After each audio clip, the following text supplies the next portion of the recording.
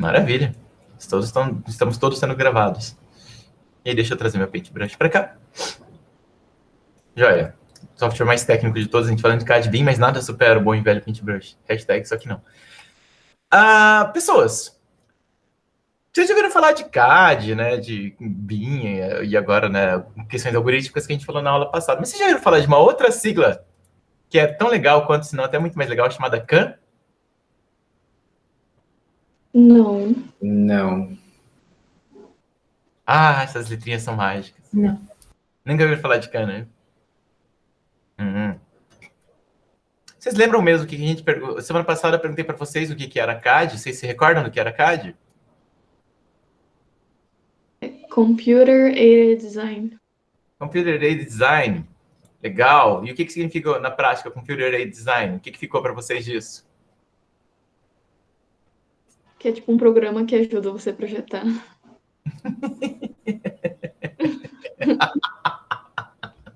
Ela desenha alguma coisa. É o programa que ajuda você a representar o projeto. Gente, brincadeiras à parte, o primeiro software de computação gráfica que surgiu na história, muito engraçado, o Sketchpad. Não sei se você já ouviu falar, é provável que não, né? Deixa eu mostrar ele para vocês aqui. Sketchpad. Não é Sketchpad, é Sketchpad. Né? Vou mostrar ele para vocês aqui. É essa coisa aqui, ó. Ó que beleza. Consegue se imaginar desenhando uma planta desse jeito? Veja a interface aqui, né, que é um monte de botão num computador que é quase o tamanho de uma sala, com uma telinha que possivelmente é do tamanho de um tablet, né? E aí ele tinha uma caneta, olha que sofisticado, já começa sendo com uma caneta, né? E aí um monte de botões aqui para ele poder conseguir desenhar alguma coisa ali, o que parece ser uma cadeira, né? Vocês provavelmente nunca viram isso, né?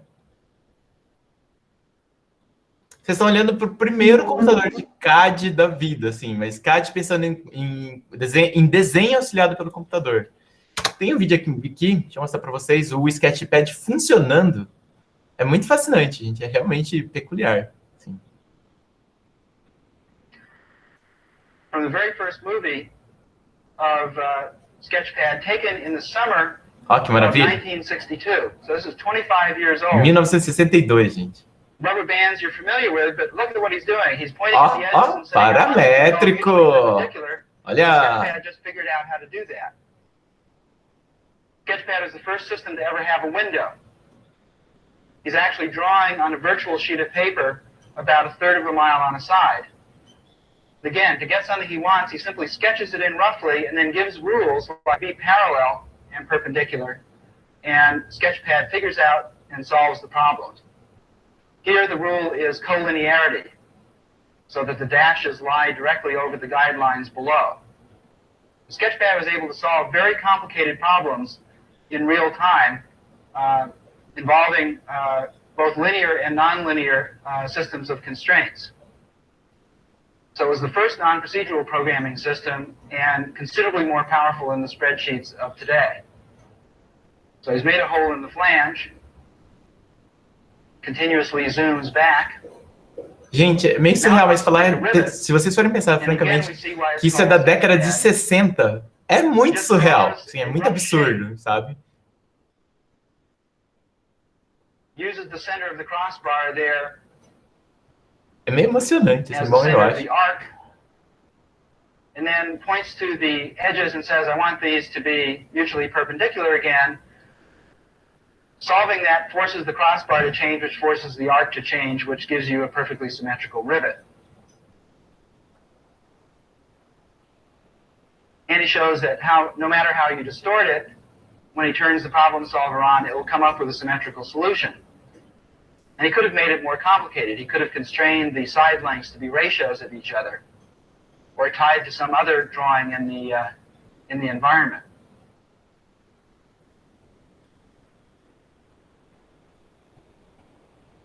Now, another important idea seen here for practically the first Legal, né? device. The blood runs out of your hand in about 20 Não vai mudar muito dessas coisas que vocês estão vendo. Só está adicionando arcos, né, num desenho que já existia e tal. Incrível, né? Vocês acabaram de ver aí o primeiro software de computação gráfica da história da humanidade, é da década de 60, assim. Eu falo que é muito surreal, porque normalmente os computadores da década de 60 normalmente só liam cartão perfurado. Então, você tem uma tela como essa, o cara com uma caneta desenhando numa tela, é um negócio, assim, inacreditavelmente surreal para esse período. É incrível, né? É realmente, assim... É bem único mesmo. É claro, a gente tá falando galera do MIT, né, que tava pirando cabeção nessa época aí. Para vocês terem uma ideia, em paralelo a isso, a galera tava tão empolgada com essas coisas que estavam rolando, que um maluco, matemático, não é correto chamar de maluco, é absurdo até falar isso, mas é que ele é realmente uma pessoa muito peculiar na história. Uma pessoa, uma figura, um australiano, chamado Christopher Alexander, certo? Ele é um matemático, ele ainda está vivo até hoje, já está bem velhinho, mas ele ainda está vivo. Um matemático chamado Christopher Alexander, ele resolveu estudar arquitetura. Ele nunca se formou em arquitetura, mas, enfim, ele acabou deixando um certo legado em arquitetura. Já ouviram falar de um tal de Christopher Alexander, pessoal? Não? Não. Christopher Alexander é uma figura peculiar na história que foi profundamente criticado e, ao mesmo tempo, profundamente amado. Não teve meio termo para a história dele. Ele, como matemático que é, uma vez que ele já nasceu de um movimento moderno, já estava rolando intensamente, então ele já pegou as cidades modernas em pleno desenvolvimento, né? E o que ele começou a perceber? Bom, na década de 60 já existia uma crítica muito forte ao movimento moderno, né? Nós já estamos falando aí de um período quase pré-pós-moderno, vamos colocar assim, né? Onde já havia uma crítica maciça, justamente pela frieza da arquitetura moderna, né? Pela falta de um caráter mais orgânico, mais cultural aplicado em cima de uma arquitetura que a princípio se propunha a ser universal, né? Ou seja, um tanto sem identidade, um tanto não aculturado, no sentido de não ter cultura, mas se propunha a ser uma cultura meio global, né? Então já existia uma crítica muito forte na década de 60 sobre a arquitetura moderna. E o que acontece? O Christopher Alexander, ele resolve o quê? Ele, como um bom matemático que é, estudante de arquitetura que era, apesar de ele nunca ter se formado em arquitetura em Harvard, porque a galera na universidade detestava ele justamente por ele ser matemático, o que ele se propôs a fazer? Ele falou, cara, mas por que as cidades europeias são muito mais agradáveis e muito mais interessantes do que as cidades norte-americanas? Que é, enfim, onde ele estava estudando, né? Ele formou em matemática em Cornell e estava estudando arquitetura em Harvard. O que ele resolveu fazer? Ele resolveu sair visitando uma infinidade de cidades europeias e identificando padrões comuns a essas cidades. E o que ele resolveu fazer com isso? Claro, na década de 60 ele estava identificando esses padrões sério, com cartões perfurados, usando computador de cartões perfurados. Ele escreveu uma coisa, gente, muito cuidado nessa hora, certo? O livro dele é profundamente amado e profundamente detestado, certo? Realmente não tem meio termo. A gente costuma brincar no curso de arquitetura que existe a seita do livro amarelo, que é a galera que ama profundamente esse trabalho dele, que se propôs a organizar o mundo inteiro segundo padrões, né? Até uma galera que abomina profundamente, justamente por ele ter feito isso segundo padrões. Então, vocês têm aqui, cadê uma linguagem de padrões, do Christopher Alexander, certo? Eu tenho esse livro lá no lado. Quando voltar presencial, sem problemas, sempre que vocês quiserem, podem entrar. Vocês estão vendo que ele é um livro meio caro, né? Realmente ele é um livro bem caro, mas ele é um livro de mais de 1000 páginas, ele é um livro gigantesco, onde ele indexa uma infinidade de padrões, desde a escala do urbano até a escala do objeto. Então, tipo assim, ele se propôs a identificar o que era interessante dentro das cidades, o que não era interessante, o que era interessante dentro de bairros, o que não era interessante, o que era interessante dentro de avenidas, o que não era interessante, dentro de casa, em habitações para 4 pessoas, em habitações voltadas apenas para um casal, habitações voltadas para uma pessoa sozinha, certo? A qualidade dos móveis adequados para cada uma dessas situações. Então, tipo assim, é muito louco que ele resolveu sair catalogando uma infinidade de coisas em tudo que é a escala possível, desde a escala do design, cuidado, desde a escala do design até a escala do urbano, sabe? É muito legal, mas assim, Qual é a grande preocupação? É até engraçado que eu sempre gosto muito de zoar Doriani com isso daqui, porque ele realmente dá muitas soluções, para o urbanismo. Né? Eu zoar a Doriani de brincadeira, porque assim, é o que ela fala, amor, isso é muito interessante o que ele produziu. E é mesmo. Mas, ao mesmo tempo, o grande perigo de gostar demais desse tipo de material é ficar meio engessado dentro dele, né? E lembrando que, assim, a avaliação que ele faz é em cima de cidades europeias, que são cidades que, obviamente, não são nem um pouco modernistas. O grande questionamento da época era por que as cidades norte-americanas, que eram super modernas em termos de modernismo, meio na lógica Brasília, né? Pra gente no Brasil. Então, por que essas cidades não eram tão interessantes se contrastadas com as cidades, né, que são milenares, centenárias europeias? Então, assim, são contextos culturais muito específicos, mas que, sim, muitas dessas coisas se aplicam de uma forma extremamente interessante até hoje.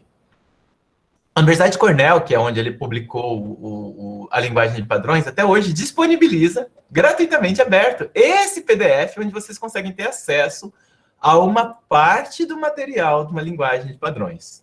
Deixa eu colocar no chat aqui para vocês, mas mesmo assim eu vou abrir aqui e eu vou mostrar algumas coisas para vocês eu mesmo, certo? Para vocês terem uma ideia de como é que funciona mais ou menos a história. Ele na verdade, é um livro indexado. Então, só trazer para cá, porque eu gosto de ficar vendo a cara de vocês, mesmo que vocês não estejam mostrando a cara, para mim faz muita diferença. Então, olha só. Ele sempre começa com um tema específico. Assim, existe uma escala muito linear, do urbano para o mobiliário, sempre. Então, ele vai sempre diminuindo a escala do começo para o final do livro. Então, essas promenades, elas são uma espécie de calçadões, sabe? Como a gente tem o calçadão ali próximo da prefeitura de Cuiabá, né? Embaixo da Pedro Celestino, esqueci ali o nome daquela.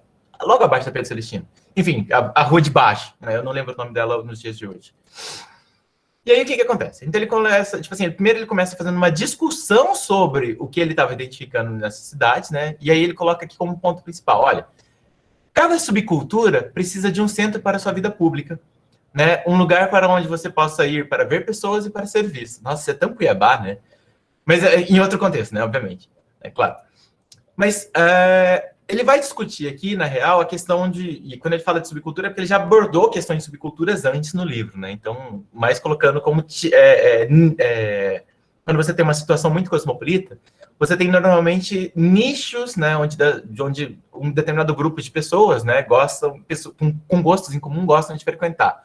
Então, por exemplo, sei lá, a galera que frequenta, por exemplo, a Praça Popular em Cuiabá, normalmente existe um tipo meio padrão de pessoas que gostam de lá. Da mesma forma, por exemplo, você pega a região da Praça da Mandioca, existe um grupo meio padrão de pessoas que gostam de lá. São tipos diferentes, né? Então, para cada um desses subgrupos, né, você tem aí esses espaços comuns. E da mesma forma, se a gente for pensar por esse parâmetro, né, a própria Praça da Mandioca, por si só, já é uma espécie de uma promenade, que ele fala, né? Que é isso, para as pessoas poderem estar a pé ali, vivenciando aquele espaço com uma série de coisas, né, nos arredores. Enfim, aí ele começa a discutir distâncias máximas, distância mínima, que ele começa a perceber isso nessas cidades e coisa e tal. E aí, ele sempre fecha o capítulo em específico falando alguma coisa no sentido a respeito de como proceder com essa ideia. Aí ele fala, olha, encoraje a formação gradual de uma promenade, né, de uma rua de pedestres, né, no coração de cada comunidade, né, linkando com as atividades principais, né, colocadas centralmente, de tal forma que cada ponto da comunidade possa acessar essa promenade com até 10 minutos, né, de passeio, né, tipo pedestre andando, né, com até 10 minutos andando até esse lugar, né, coloque pontos principais de atração nas duas pontas, né, para manter o constante movimento, né, das pessoas por esse espaço. Então, assim, ele aborda isso como padrão, né, ou seja, quase como uma regrinha. É óbvio, ele mesmo fala isso, que não é você pegar e utilizar todas elas dentro de uma cidade que pronto, você vai ter a cidade perfeita. Não é isso, até porque cada cidade tem suas particularidades. Mas existe uma infinidade delas que são muito interessantes. Então, por exemplo, graus de público-privado, né? Ele fala, olha, pessoas são diferentes, né? Isso já é um outro capítulo. Pessoas são diferentes e a forma como eles querem suas casas, né, é uma das coisas mais importantes. Então, por exemplo, quando você tem a questão de pessoas que preferem morar, normalmente famílias com filhos, esse tipo de coisa, preferem morar no subúrbio, ou seja, em partes mais afastadas do centro, né? para ter uma certa calma, para as crianças, entre aspas, poderem ter aquela coisa de, não sei, para você, sei lá, quando eu cresci em Cuiabá, né, era muito comum na rua de casa, a gente saía todas as tardes para poder andar de bicicleta, dando volta no quarteirão, esse tipo de coisa. E é claro que você não vai fazer isso sei lá, mais próximo, assim, de uma Isaac Povos da vida, esse tipo de coisa, porque é muito movimentado, é muito perigoso. Por outro lado, pessoas que, de repente, moram sozinhas, ou casais que não têm filhos, esse tipo de coisa, comumente preferem morar em zonas mais centrais, né? Para ter um acesso maior a movimento, esse tipo de coisa. Então, depende muito do perfil, né, e do momento de vida de cada um. Então, de uma certa forma, é um pouco essa abordagem, sabe? E aí ele fala que, olha, você tem ali lugares, né, que são, por exemplo, de um público maior, né, ou seja, você tem maiores avenidas e coisa e tal, e você tem ali, né, lugares mais afastados, né, então lugar mais públicos, meio termo das duas coisas, e mais privativos. Ele fala, olha, faça uma distinção muito clara entre 3 tipos de casas, né, mais para baixo, não exatamente casas, mas enfim, aquelas em lugares mais quietos, né, aquelas em lugares mais movimentados, em lugares mais barulhentos, né, e aquelas que estão mais ou menos no meio, né. Enfim, aí ele vai explorando uma série de coisas nesse sentido, né? Para pessoas mais velhas em todos os lugares, né? Não ter exatamente uma restrição nesse sentido. Universidade como um marketplace, né? Sei lá, como um grande mercado movimentado. Eu adoro essa ideia em especial, né? Mas, enfim, só para avançar bem mais lá para frente, para a gente entrar na escala da edificação, né? Aí então já entra, tipo assim, o espaço de entrada da edificação, né? O corredor, né, que atravessa as salas e assim vai embora, né? Então é muito louco isso, realmente ele vai explorando o negócio assim de um extremo até outro extremo, né? O livro inteiro, aliás, não está com o livro inteiro aqui, né? Mas você vê que ele vem para valer para dentro do livro, sabe? Coisas para ter na sua vida, enfim, esse tipo de coisa, né? Meio estranho, mas ao mesmo tempo muito interessante, né? O que vocês acham desse tipo de coisa, gente? Por favor, Juliana. Eu acho muito interessante, só que ao mesmo tempo eu acho que a abordagem dele nesse tema é errônea, porque é impossível você ter uma sugestão super precisa quando lidando com pessoas de culturas diferentes, né? Tipo assim, cada lugar no mundo, até no Brasil, né? Se a gente for no Nordeste, no Sul, a vivência das pessoas é muito diferente. Então, não tem como você projetar para 2 tipos de pessoas que têm gostos e dia a dias, tipo assim, completamente diferentes uma cidade igual, né? Então, acho que isso principalmente. E também, tipo, eu vejo que o que ele aborda muito, eu acho que a gente pode falar que é sobre a questão das cidades serem projetadas na escala do carro, né? Essas cidades modernistas dos Estados Unidos. Então, tipo, tem muitos, eu acho que, trabalhos que abordam isso de maneira mais interessante do que talvez o jeito muito matemático que ele aborda, né? Lembrando que, assim, é interessante porque o que ele faz é uma identificação de padrões, né? Então, o que ele faz enquanto proposta, na verdade, é baseado em leituras que ele faz a partir das cidades europeias, né? Então, é interessante, como eu disse, na verdade, essa diversidade de padrões que ele coloca, esse é o grande perigo, não é para ser utilizada como um roteiro para as coisas. Tanto é que vários desses padrões, inclusive, contradizem uns aos outros, sabe? Então, assim, é meio que é uma identificação de padrões que ele vai levantando nessas cidades, né? Vocês já tinham ouvido falar nele, gente, no Alexander? Não. Também não. Mas é muito interessante, tipo, isso daí que ele falou do público-privado, né? Quanto a casa deve ser. É uma coisa que eu tava pensando esses dias, porque a Doriane sempre fala pra gente, né? Como a cidade fica mais perigosa pelas casas terem esses super muros, né? E tal, porque você não consegue enxergar as pessoas que estão andando na rua, né? E é o contrário também, né? As pessoas que estão andando na rua não conseguem ter visão nenhuma do que está acontecendo fora da calçada. Total, Juliana, totalmente. E até engraçado porque eu acho meio engraçado isso, meio irônico. Porque recentemente, principalmente em apartamentos, de repente o pessoal começou a substituir o muro por vidros, né? Porque, tipo assim, olha, a gente quer que continue privativo, mas ao mesmo tempo sacou que é importante que tenha um contato dentro e fora, né? Quando não é necessariamente só uma questão de disposição de status, que também rola muito, né? Mas mais do que isso é isso mesmo, né? A questão dos olhos da rua, né?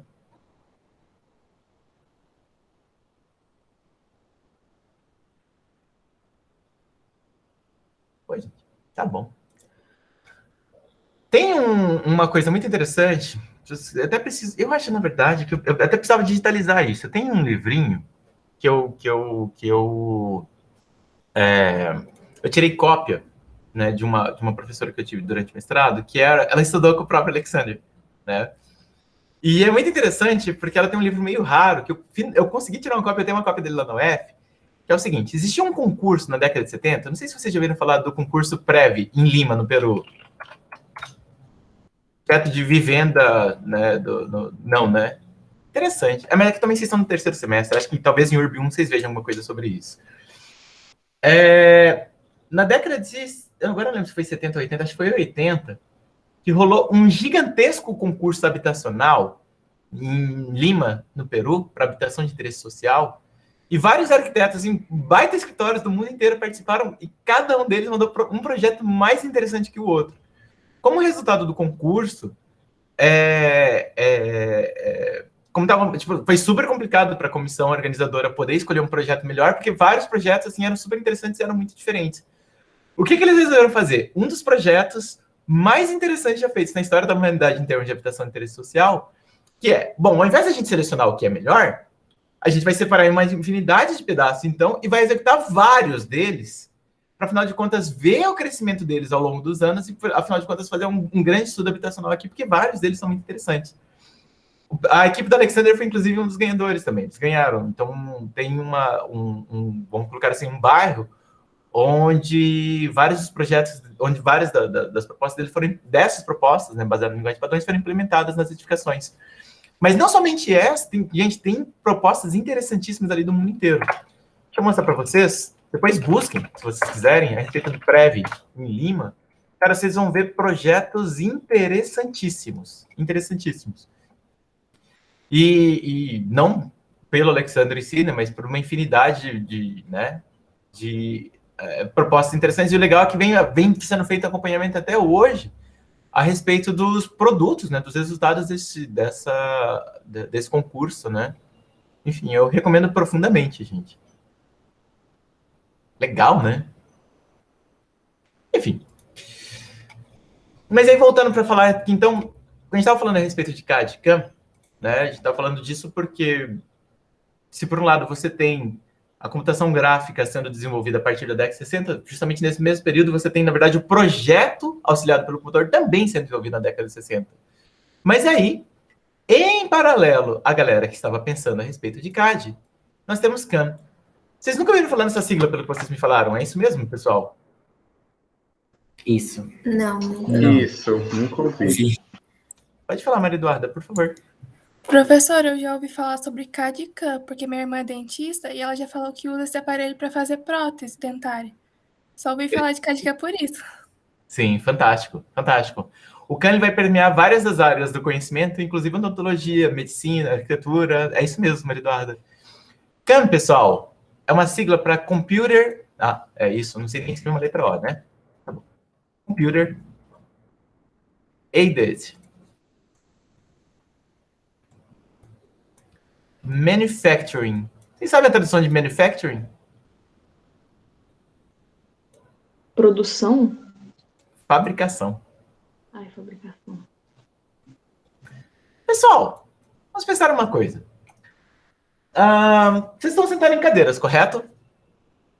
Sim. Como é que são feitas as cadeiras que vocês estão sentadas?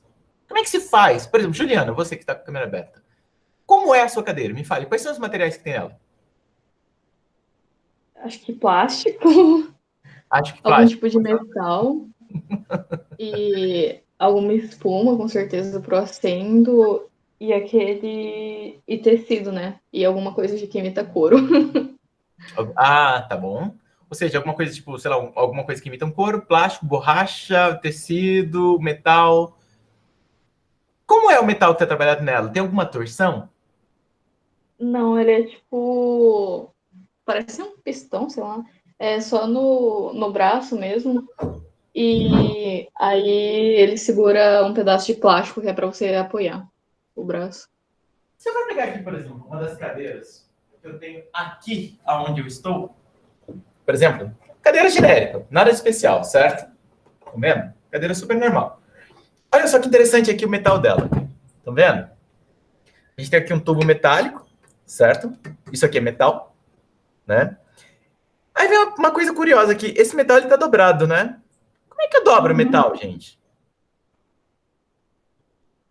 Calor?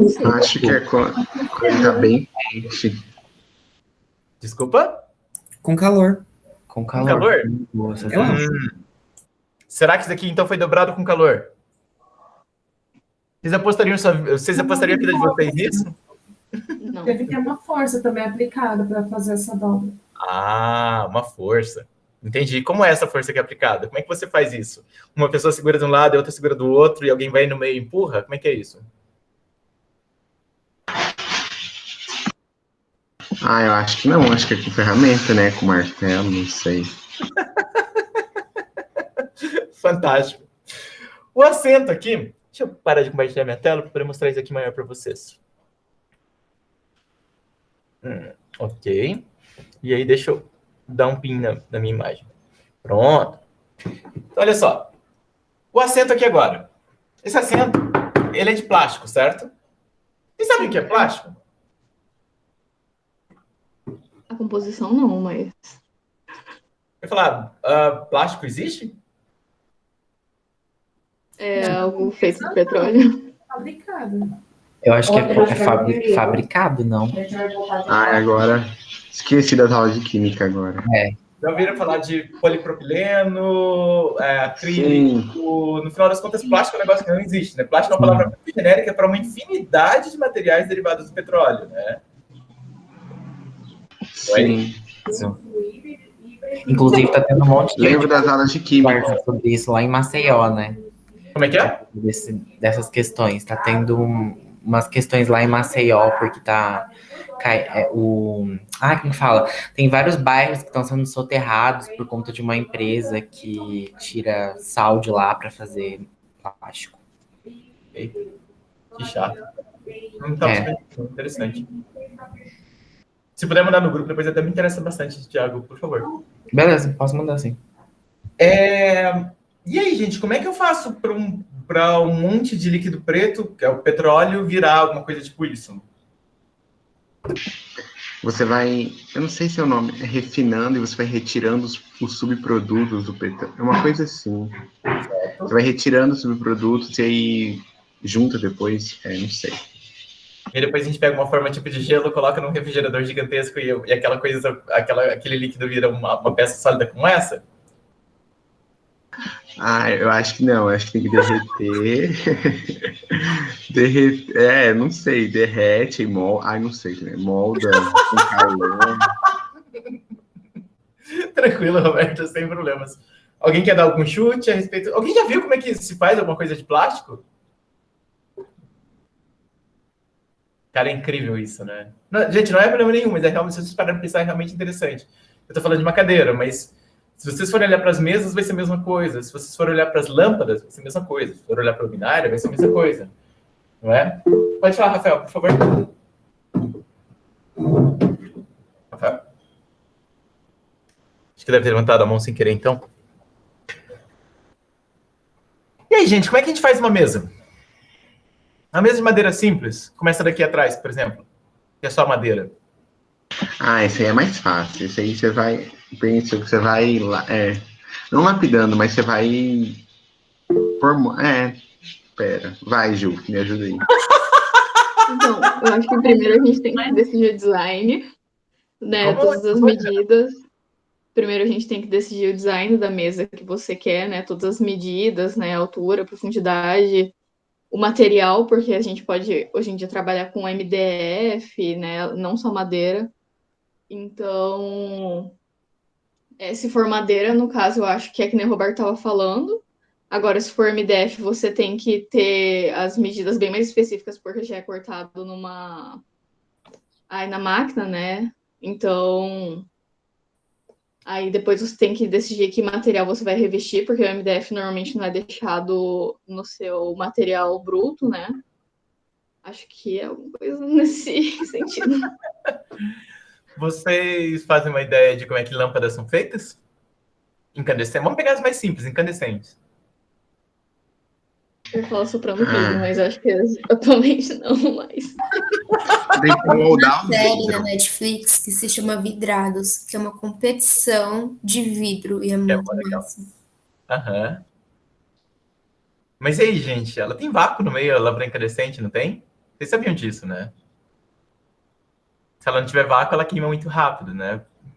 Então, sim, ela precisa estar no vácuo. E aí?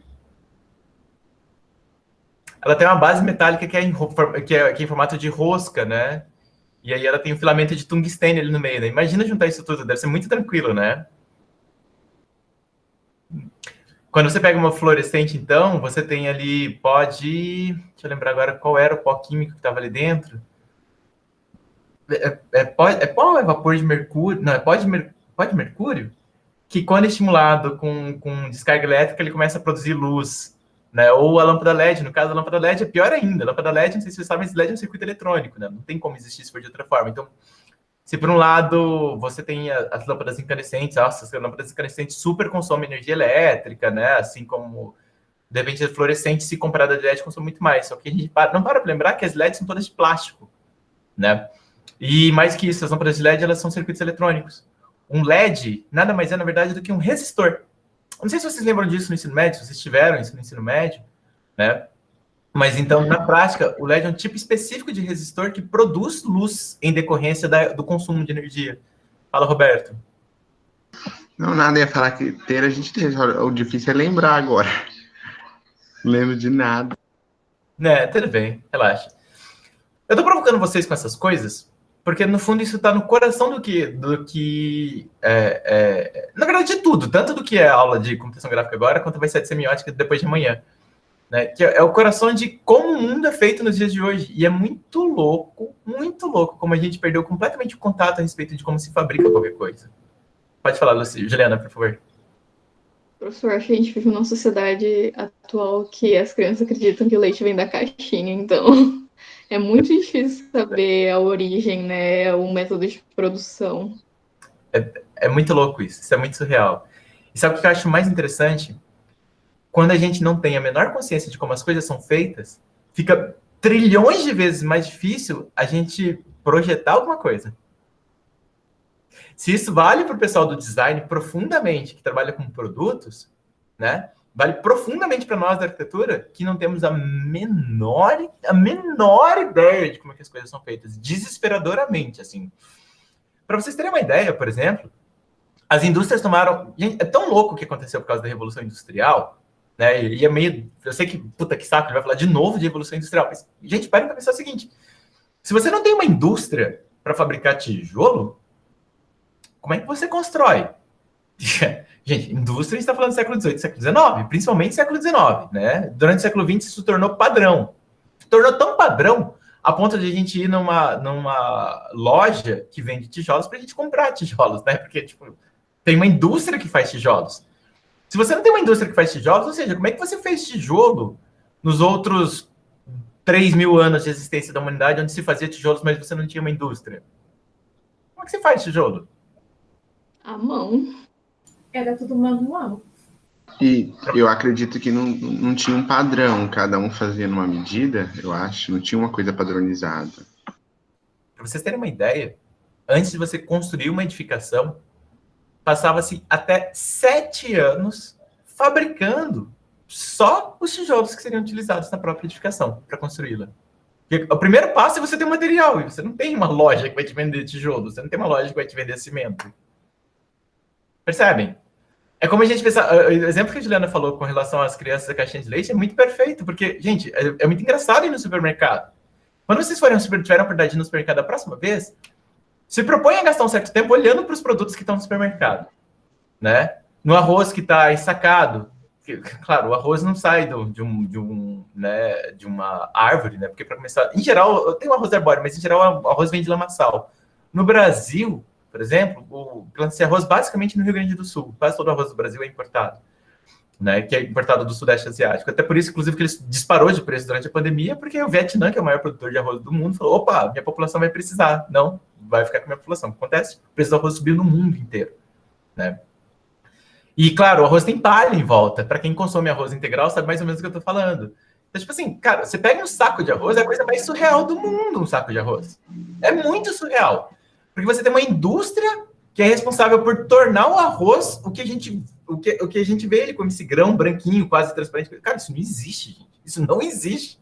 Isso já é super processado. E aí ele é ensacado dentro de alguma coisa que embala vácuo, esse tipo de coisa. Cara, a gente olha para as luminárias, por exemplo, a gente não tem a preocupação, tipo assim, cara, eu preciso de uma luminária, logo eu vou fazer uma luminária. Não, eu vou comprar uma luminária. Eu preciso de arroz, eu não vou plantar o arroz, eu vou comprar o arroz. Eu preciso de um computador, eu não vou fazer meu computador, eu vou comprar um computador. Eu preciso de uma mesa, eu não vou fabricar minha mesa, eu vou comprar minha mesa. Eu preciso de uma cadeira, eu não vou fabricar minha cadeira, eu vou comprar minha cadeira. Ou seja, o que a gente faz na prática? Nada. A partir do momento em que nós temos indústrias consolidadas, nós deixamos de ser pessoas que resolvem os seus problemas e passamos a ser pessoas que consomem possíveis soluções para os seus problemas. Pensa que louco! É literalmente isso. Se você não tem uma indústria que faça, você precisa se virar para fazer. Ou então você vai ter que pagar um artesão para fazer isso. Vai custar, obviamente, uma fortuna. Vai levar um baita de um tempo. Ou seja, não é para todo mundo. Eu sei que, assim, com 1 milhão de parênteses no que eu vou colocar e de aspas no que eu vou colocar, mas, de uma certa forma, as indústrias foram, sim, responsáveis por uma certa democratização dos móveis, dos utensílios, das edificações, de tudo. Claro, com 1 milhão de restrições, né? Com muito cuidado sobre isso, mas, sim, as indústrias foram responsáveis realmente por uma certa democratização disso, sabe? Só que, ao mesmo tempo, nós deixamos de ser pessoas que param, que deixam de resolver os seus próprios problemas e que passam a ser meramente consumidores. Uma vez que nós estamos radicalmente afastados dos processos de fabricação, né, dos processos de como se fabrica absolutamente qualquer coisa, é muito engraçado a gente... Nossa, eu preciso ter uma ideia para resolver tal coisa. Como é que a gente vai ter uma ideia para resolver tal coisa se a gente não faz isso sumariamente? Pensa. Consegue ter a dimensão do que eu estou falando? Sim, a gente se acostuma, tipo, a receber o produto pronto, e como a gente não sabe o processo, a gente não consegue aplicar isso nas outras coisas que a gente precisa, né, basicamente. E sabe o que é mais maluco, Juliana? Isso começa a tomar outras dimensões na nossa vida, a ponto de... Todas as vezes... É isso, gente, qualquer um de nós aqui, sem nenhuma exceção, eu inclusive, eu preciso de uma cadeira. A primeira coisa que eu vou pensar em fazer é comprar a cadeira. Que seja ela nova, que seja ela usada. Eu vou pensar em comprar, porque imagina que eu vou ponderar a hipótese de fazer uma cadeira, de resolver ela, de repente de fazê-la de tal forma que seja o mais adequada possível para a minha ergonomia. Né? A gente vai buscar literalmente comprar. Isso vai ter uma manifestação numa infinidade de outras áreas da nossa vida. Para absolutamente qualquer coisa. Assim, é meio louco dizer, mas até para relações familiares, para relações... A gente começa a ser consumidor de absolutamente tudo, né? A gente deixa de ser as pessoas que começam a pensar no problema, identificar suas variáveis, identificar suas condições e querer, de fato, resolver isso, né? A gente passa a ser literalmente consumidor de tudo. Perdão, Tirana, pode falar. Pode falar, professor. Não, era isso, por favor. Ah, tá. Eu acho que é, tipo assim, eu vejo que, pelo menos na minha geração, a gente tem um problema muito grande com o imediatismo, né? Porque a gente já cresceu, tipo assim, com as indústrias super evoluídas, né? Com a internet já também. Então, quando você quer uma coisa, a nossa reação realmente é, tipo assim, sair e procurar um método mais rápido para conseguir isso, né? Que hoje em dia é comprar. Então, fica por isso, né? Tipo, a gente acaba perdendo essa questão do processo. Totalmente, Juliana, é isso mesmo. É isso mesmo. Com isso em mente, eu obviamente vou falar para vocês de que nos mais interessa, que é o tema CAM, especificamente, que é de computação, de fabricação auxiliada pelo computador, né? Mas, antes disso, por exemplo, para vocês terem uma noção, já ouviram falar de uma técnica chamada de calandragem? Calandra? Provavelmente não, né? Deixa eu compartilhar minha tela aqui com vocês rapidinho.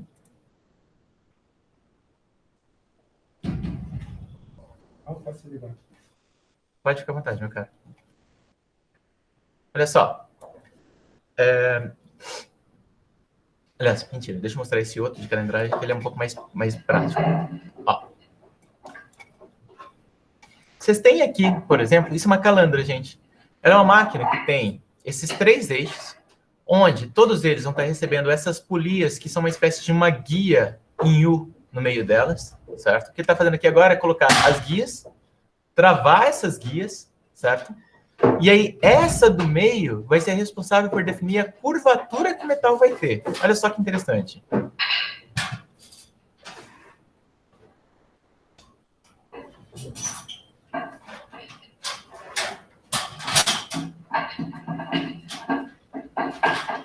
Ele está colocando a polia central, que vai ser a grande responsável por definir a angulação da torção do metal.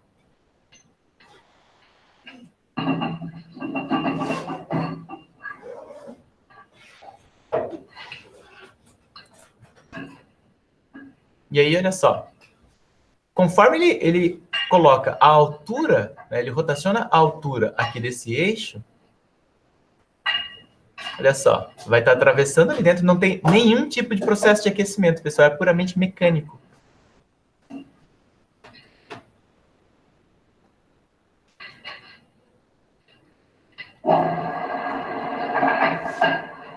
Ó. Vai estar torcendo o tubo de tal forma a fazer uma certa curvatura nele.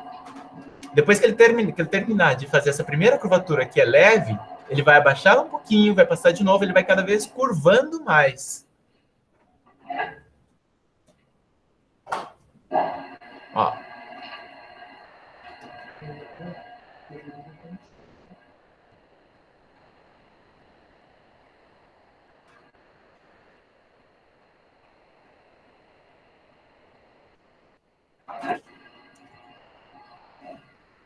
E você vai repetindo isso várias e várias vezes, cada vez mais, abaixando esse elemento central, de tal forma que, em determinado momento, ela chega ao ponto de encontrar consigo mesma para poder fazer um 8.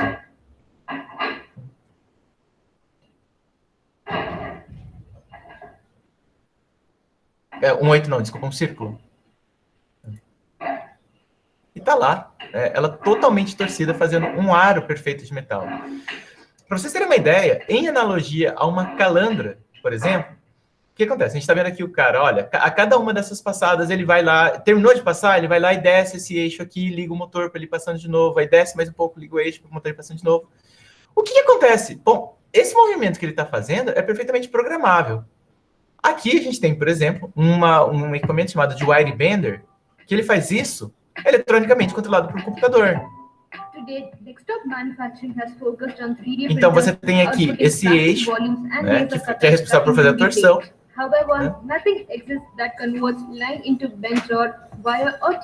Sotaque indiano, né? Não reparem. Inglês divertidíssimo.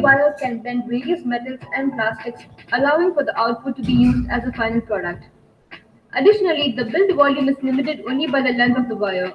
The DI wire can be used to make art, furniture, jewelry, small crafts, surgical implants, lighting, signage, etc. By being transportable, accessible, and affordable, the DI wire fills a market gap between time-consuming hand bending and large-scale mass production CNC wire bending, which is too expensive for custom, short-run productions. All you have to do is connect the DI wire to your system by USB.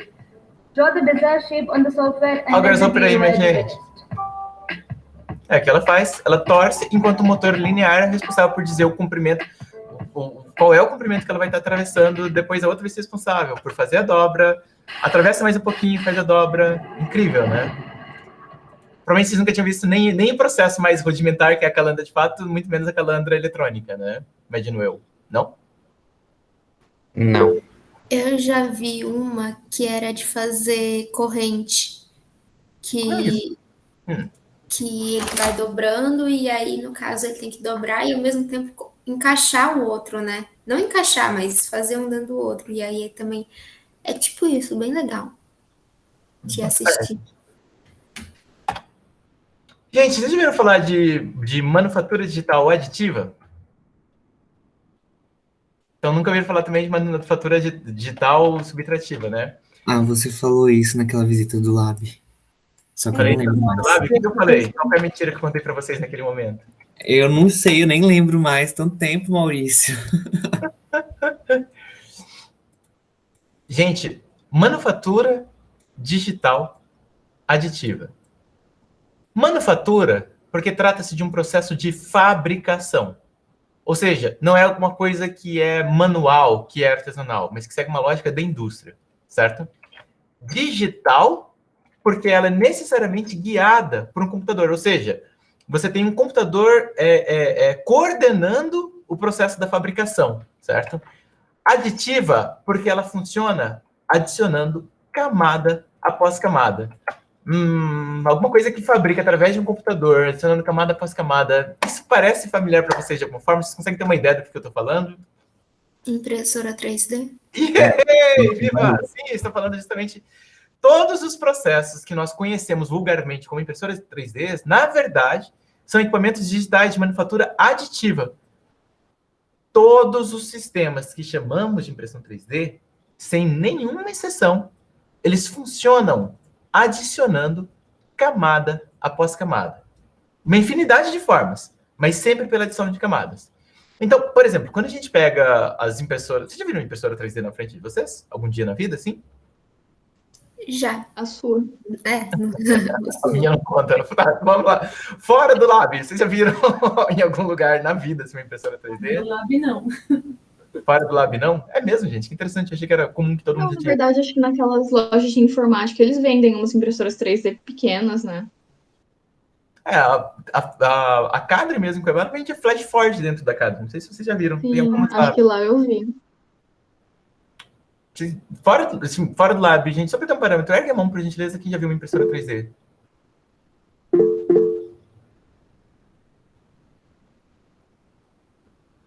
Ah, sim, é mais comum do que imaginava. Maravilha. Aí sim, é bem comum. Interessante. Interessante. E vocês já tiveram a oportunidade de operar uma impressora 3D ou de fazer alguma coisa numa delas? Não. Né? Não. Gente, no espaço que eu tô aqui agora, nesse exato instante, tem 4. Eu não deixei? Como eu sou uma pessoa ruim, né? No espaço que eu tô aqui agora, pra vocês terem uma ideia, tem 4 impressoras 3D, né? Aqui no cantinho dá pra ver uma, ali, né? Essa coisa aqui no canto é uma impressora 3D, né? Aqui, cadê? Deixa eu colocar meu dedo. Aqui é cadê? Isso aqui é uma outra, certo? E aí tem outras 2 espalhadas aqui pelo espaço. Essa daqui também é abandonada aqui em cima. E tem uma quarta gigantesca ali do lado, que não dá para mostrar porque é realmente muito gigante. Todas essas 4 impressoras 3D que tem aqui, e muito provavelmente todas as impressoras que vocês já viram, todas elas funcionam por um sistema de impressão 3D que nós chamamos de FDM. Já ouviram falar dessa sigla FDM? Não, né? F, pessoal, Diffused Deposition Modeling. Ou seja, modelagem por deposição de material fundido. Como é que isso funciona na prática? Todas essas impressoras FDMs, elas têm algum tipo de material, normalmente em carretel, onde esse material ele vai ser atravessado através de uma ponta quente, que vai ser responsável por derreter esse material, por isso que a gente fala que ele é fused, ou seja, ele é fundido, né? E esse material fundido vai ser depositado em alguma superfície, certo? Onde, então, vem esse bico quente, depositando o material fundido. Terminou de depositar esse material nessa primeira camada, ou o bico sobe, ou a base desce, para poder iniciar a deposição da segunda camada de material fundido. Todas elas, sem nenhuma exceção, funcionam dessa forma. Então, por exemplo, as que vocês já viram, devem ser alguma coisa mais ou menos como isso daqui. Vamos lá. Ninguém merece musiquinha de vídeo, né? Ô, céus. Ultimaker é uma das que tem aqui, né? Aquela branquinha que eu mostrei para vocês aqui do lado. Só que ele está falando aqui é a respeito do processo, de como é que isso funciona. Mas eu vou mostrar para vocês na prática, literalmente. Então, você normalmente tem um software, né? Que vai ser responsável pela primeira parte, que é um fatiamento. Ou seja, cortar esse sólido modelado em diversas fatias, para que cada uma dessas fatias seja uma das camadas, né, de geração do objeto. Então, aqui, eu só tá, enfim, mostrando o processo na impressora, mas eu quero mostrar para vocês imprimir de fato. Olha lá. Você tem aqui uma ponta quente com um filamento plástico, que também é uma forma muito genérica de falar sobre isso, mas enfim, é um filamento plástico que vai sendo derretido e depositado. Nesse caso aqui, bem porcamente, a gente vê que a impressora está bem mal calibrada, mas enfim, não vem muito ao caso.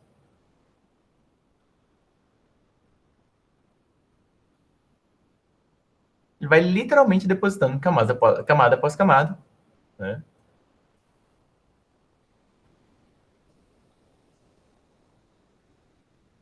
E aí é isso. E a peça está pronta. Certo? Bom, se eu posso fazer deposição de material fundido, no caso aqui a gente está falando de filamentos plásticos, que outros materiais eu posso trabalhar com fundição, por exemplo? Vocês se recordam de... Hoje eu não sei se tem mais, faz muito tempo que eu não vou nesses tracks, mas tinha antigamente, pelo menos, nos quiosques do McDonald's, esses quiosques de sorvete do McDonald's, né, que você tinha normalmente um sorvete, e aí você tinha uma bandeja, né, de um chocolate derretido ali dentro. Você pegava o sorvete, mergulhava ali dentro, e quando ela tirava esse sorvete dali de dentro, ele muito magicamente já estava totalmente endurecido. Vocês lembram disso? Sim. Isso só é possível graças a um milagre da engenharia de alimentos chamado de gordura hidrogenada, que é um troço que ninguém deveria comer, que é mais parecido com parafina de vela, mas que produz alguns certos milagres alimentícios. Bom, para além disso, se é um material que tem uma capacidade de derreter muito fácil com temperatura, e ao mesmo tempo ele solidifica muito rápido em temperatura ambiente, claro, fica muito propício para fazer o quê? Impressora 3D de chocolate, por exemplo, né? Então, olha só que interessante. Ao invés de eu ter um carretel de filamento, eu tenho aqui toda uma resistência que vai ser responsável por aquecer esse tubo, certo? Onde eu vou ter chocolate colocado ali dentro e ele vai funcionar basicamente como uma seringa. Onde, ao invés de ele puxar, então, um filamento plástico e ficar empurrando contra essa ponta, ele vai funcionar literalmente como uma seringa que vai empurrando esse material para baixo, ele vai ser obrigado a atravessar essa ponta quente, né? E aí, a gente vai ter esse chocolate sendo depositado, camada após camada, né? E aí, o que é esse tubo que está vindo aqui? Explico para vocês, é um tubo de refrigeração. Ele é responsável para, depois que o material for depositado ali, ele sopra ar frio ali em cima para que ele possa endurecer o mais rápido possível, e aí ele tem, então, resistência suficiente para poder receber a camada seguinte. Percebem?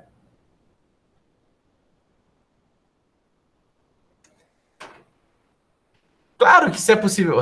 É ótimo, porque aqui o material da base, né, no vidro ali, na verdade, é uma fatia de pão, né? É para você poder descolar depois o chocolate desse material, né? Da mesma forma, se eu posso fazer isso com chocolate, por que eu não posso fazer isso com massa de panqueca? Claro. Olha só, por que não? Existe uma impressora 3D chamada PancakeBot, né? É porque tem uma fabricante norte-americana, uma gigantesca, chamada que é a MakerBot, que é super famosona com isso, então fizeram a PancakeBot.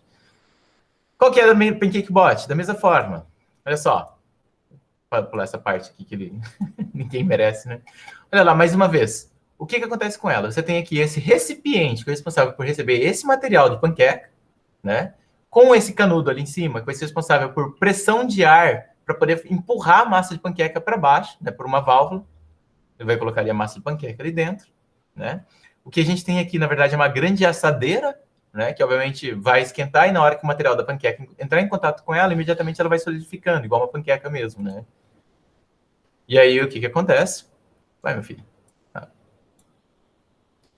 Então, né? Claro, muito útil. Você pode fazer uma panqueca com um desenho do Batman, né? Que maravilha.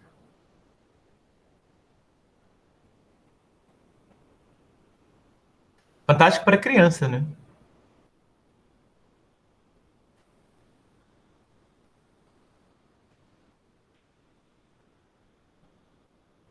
E aí ele vai fazendo isso, enfim. E aí você tem uma impressora 3D de panqueca, né? Então, é muito engraçado, porque quase todas as impressoras 3D que funcionam com material fundido vão ter um sistema muito parecido. Ou você vai ter um motor que vai pegar o filamento plástico, vai puxar e aí empurrar ele através dessa ponta quente, ou então você vai ter esse mesmo motor, na verdade, fazendo uma pressão como se fosse uma grande seringa empurrando esse material para baixo.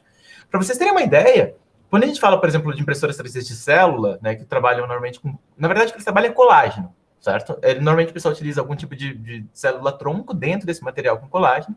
E aí o que acontece? É exatamente o mesmo, gente, exatamente o mesmo processo. Você vai ter a base que vai estar recebendo esse material, e aí vai havendo essa deposição de colágeno com células-troncos, compondo camada após camada, para fazer uma infinidade de aplicações com impressão 3D, né, de órgãos, esse tipo de coisa. Claro que existe uma diferença entre você poder produzir um modelo tridimensional disso, com esse tipo de matéria-prima, para você fazer efetivamente um órgão funcionar, né? É uma outra conversa. Mas então, enfim, vários dos estudos que têm sido feitos, por exemplo, com órgãos, é exatamente nesse sentido, utilizando impressão 3D. Se eu pego aqui, por exemplo, vamos fazer todo o processo de montar um material para impressão 3D. Se eu pego, por exemplo, aqui, essa xícara que vocês estão vendo é uma xícara que eu particularmente modelei dentro do AutoCAD, certo?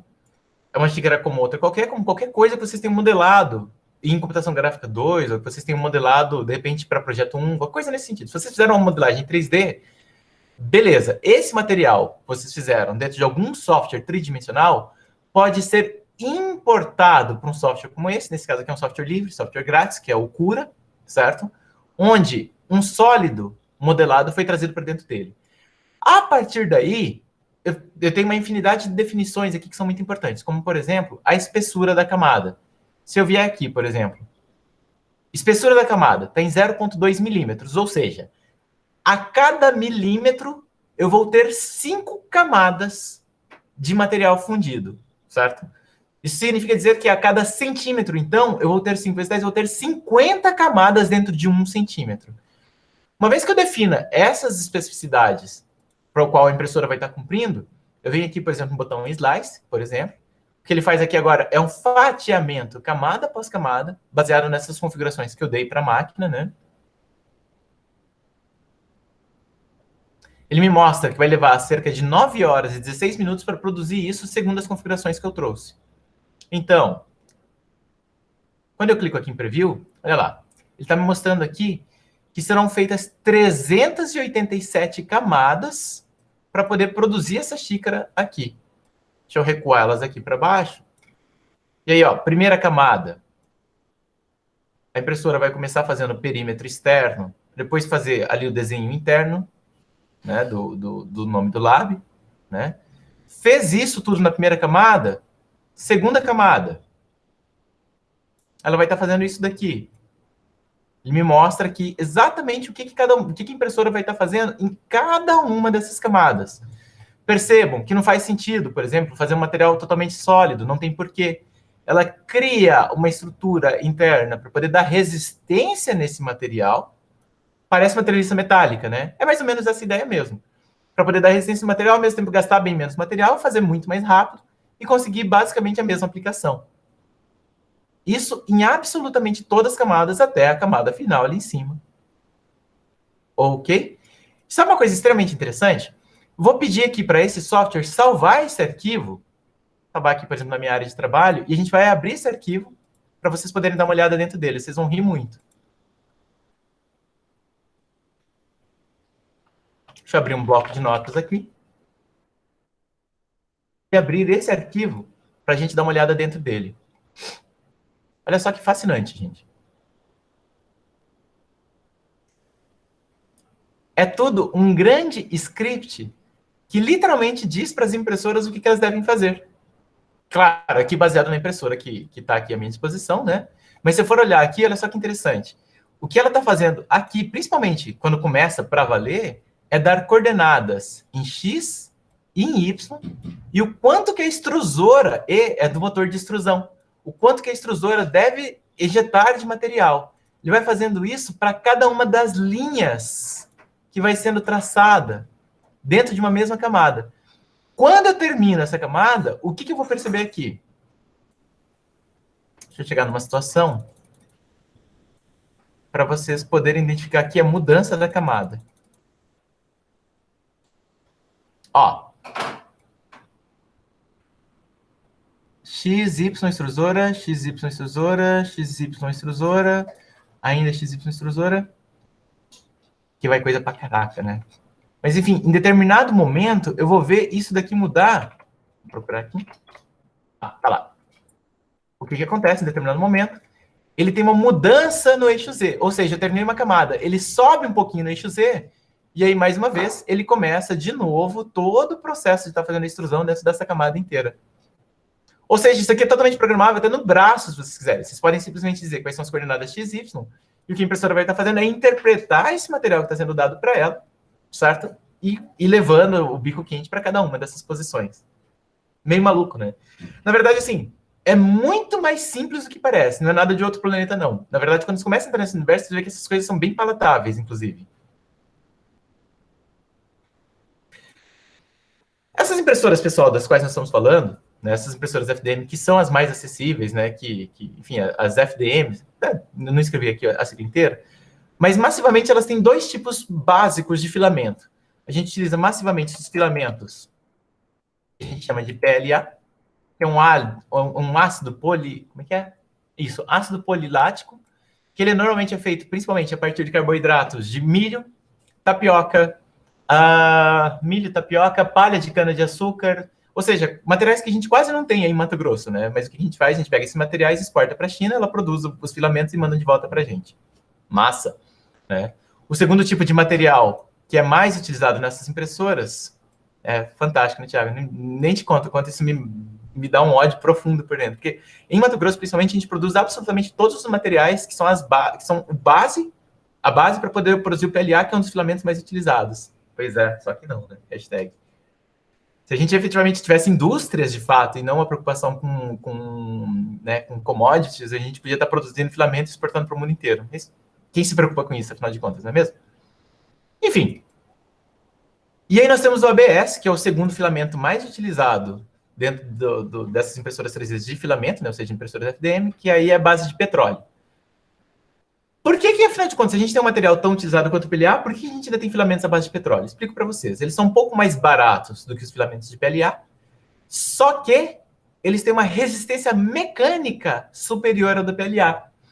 Então, muitas vezes, quando a gente quer fazer um protótipo de alguma coisa para ter uma noção de forma, de escala, de usabilidade pelo usuário, esse tipo de característica, por exemplo, alguma coisa feita com PLA faz muito mais sentido você fazer. É um pouco mais caro, mas é reciclável e é biodegradável.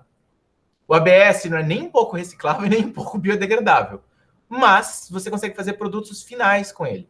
Então, muitas vezes, quando você tem alguma peça que vai ser submetida a uma resistência mecânica, fazer com o ABS, por exemplo, é perfeito, que você consegue literalmente produzir a própria peça, certo? Alguma dúvida até aqui, pessoal? Estou aqui falando de impressão 3D, mas nem estou abrindo espaço para vocês perguntarem, né? Não? Para vocês terem uma ideia mesmo, tem uma cadeira em casa, que ontem eu fiz isso. Tem uma cadeira em casa que ela tem o assento é de plástico injetado e ela tem 4 pés metálicos. E a junção de uma coisa com outra é feita a partir de um parafuso, uma arruela, e uma espécie de uma arruela de plástico um pouquinho grossa, que dá uma distância adequada para você poder parafusar e travar bem o parafuso. Ela estava bamba, porque eu não faço ideia do que aconteceu. Uma dessas peças saiu. Eu não tenho ideia de quando comprar uma coisa dessa. Sem problema nenhum. Eu desmontei um dos outros pés, peguei um paquímetro e medi as dimensões dessa arruela de plástico, fabriquei na impressão 3D, fui para casa ontem para fazer tudo de volta, pronto, a cadeira está consertada, sem que eu precise levar para algum lugar para consertar ou que eu precise jogar isso fora. Eu normalmente eu conserto minhas próprias coisas fazendo esse tipo de coisa, sabe? É muito legal isso. Qual que é o grande barato disso que eu estou colocando para vocês de eu ter feito isso? Não é pelo simples fato de, poxa, é legal você poder consertar suas próprias coisas, é muito mais do que isso. Eu não tenho ideia de qual indústria faça isso, eu não tenho ideia se existe alguma indústria que faça isso. Em situações normais, isso seria dado quase como uma peça perdida ou eu precisaria de algum artesão para fazer isso. O que acontece? Com isso, eu consigo, ao invés de precisar consumir a solução para alguma coisa, eu consigo produzir a solução para um problema pontual. Eu estou usando essa analogia da cadeira, mas a gente pode expandir isso para problemas da própria sociedade. Quando você tem uma indústria convencional que fabrica em série, um pressuposto da fabricação em série é você fabricar tudo absolutamente igual. Por outro lado, quando a gente tem essas ferramentas de fabricação digital, a gente consegue personalizar o produto que está sendo fabricado. E nunca se esqueçam disso, gente. Personalização em massa é o grande paradigma das novas indústrias que necessariamente utilizam de fabricação digital. Porque com fabricação digital você não precisa, primeiro, produzir em série, você pode produzir sob demanda, Segundo, você não precisa produzir coisas iguais. Você pode produzir coisas personalizadas. E isso é uma mudança de paradigmas gigantesca para as indústrias. É como você imaginar que, por exemplo, quando você fabrica um veículo, você tem que fabricar peças automotivas para cada um desses veículos que está sendo fabricado. Então, por exemplo, quando você tem, por exemplo, a lanterna ali, o vidro, né, o plástico injetado, que é responsável por proteger a lâmpada do farol. Para cada um dos veículos, em geral, é radicalmente diferente. Então, você precisa de uma indústria, toda vez que vai lançar um carro, uma indústria de injeção, né, de plástico, para poder estar fazendo especificamente para esse tipo de veículo. Se você é capaz de fazer isso com uma impressão 3D, por exemplo, você não precisa ter estoque. Você não precisa ter um monte deles fabricados para poder atender a cada um desses veículos. Você pode ter, basicamente, uma impressora que seja capaz de fabricar esse material transparente sob demanda. Ou seja, para cada um dos veículos que precisar, você faz um deles. Imagina, não sei se vocês já foram em concessionárias de automóveis, por exemplo, cara, o tamanho do estoque de uma concessionária é um troço surreal. Porque você precisa ter uma infinidade de peças para uma infinidade de veículos, todas estocadas ali dentro. Percebe o tamanho da mudança drástica que isso significa? Juliana, por gentileza, pode falar. Depois a Michelle. Uma vez eu vi um vídeo de tipo assim, é um canal de tecnologia, ele estava explicando como as indústrias têm esse interesse de dificultar a autorreparação, né? Então, por exemplo, a Apple, a Tesla, né, a John Deere, os softwares deles não permitem que você faça suas configurações, né? Tipo assim, se acontecer alguma coisa, eles têm que fazer, mexer, né? Senão, tipo assim, também o seguro não cobre, etc. E eu vejo isso também muito nos eletrodomésticos, porque, tipo assim, meus pais, eles já têm 50 e poucos anos, né? Então, eles falam muito, tipo, antigamente, quando você quebrava alguma coisa, você ia numa lojinha, tipo assim, qualquer lojinha, você conseguia a peça, era, tipo assim, super rápido para consertar, né? Hoje em dia, acontece alguma coisa, às vezes é mais caro você consertar do que você comprar um novo. Pois é, e nos dias de hoje isso mudou drasticamente, né? Às vezes fica mais caro, fica mais barato você comprar um novo do que você consertar, né? É bizarro, né? Michelle, por gentileza.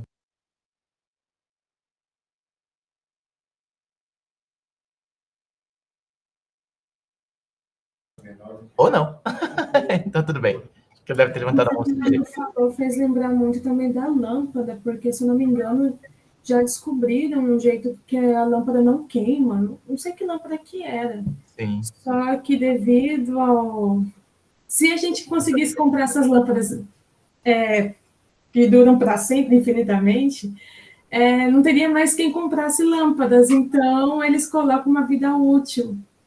Alguma coisa assim, eu não lembro muito bem como que é. Isso chama-se obsolescência programada. Isso. Davi? Não, eu ia falar, mas isso aí mesmo, é obsolescência programada. Na verdade, todas as empresas aplicam isso hoje em dia, né? Próprias empresas de celulares aplicam isso hoje em dia. Então, tipo, você tem uma vida útil para tudo, até porque eles têm lançamento, né? Todo ano, por exemplo, a empresa de celular tem lançamento todo ano. Então, é meio difícil você trabalhar com consumo e você colocar uma coisa que dure, né? Porque você quer que a pessoa compre toda hora. Para vocês terem uma ideia, eu acho que recentemente até teve recente forma de dizer, coisa de uns 2, 3 anos atrás, teve um certo escândalo envolvendo a Apple, porque mais do que o produto quebrar ou não quebrar, ela começou a fazer o seguinte, como tudo é dependente da Apple, é dependente da Apple Store, e de você estar constantemente fazendo atualizações através do iTunes, o que a Apple começou a fazer nos equipamentos muito mais velhos, entre iPhones e notebooks e PCs, as atualizações dos sistemas operacionais propositalmente faziam que essas máquinas mais antigas ficassem mais lentas, para te forçar a fazer a substituição.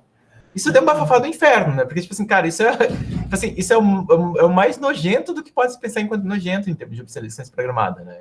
Tipo assim, não, nós vamos tornar o seu produto pior para te realmente fazer com que você necessariamente compre um outro, né? Então, isso é uma política meio bizarra, né? Amanda, por favor. Eu não sei a partir de qual ano, mas está vindo um lançamento do software da Apple que eles não vão atualizar os notebooks antigos. E aí os antigos vão perder, tipo, a assistência técnica. Vão perder a assistência. Maravilha. Isso. E aí, tipo, a Windows acabou de lançar um software também, e a Windows é feita para todos os tipos de computadores. Então, as pessoas vão usar MacBook com Windows. Eu faço isso há alguns anos. Não, mas assim, agora vai ser ainda mais porque eles vão parar de atualizar simplesmente a máquina. Então, o Windows não tem isso, né? O Windows funciona em qualquer uma. Sabe que tem uma coisa muito engraçada aqui no espaço da IFAB? Que aqui na IFAB, praticamente, é impressionante, eu nunca tive nada parecido com isso. Absolutamente todo mundo utiliza produtos da Apple, sabe?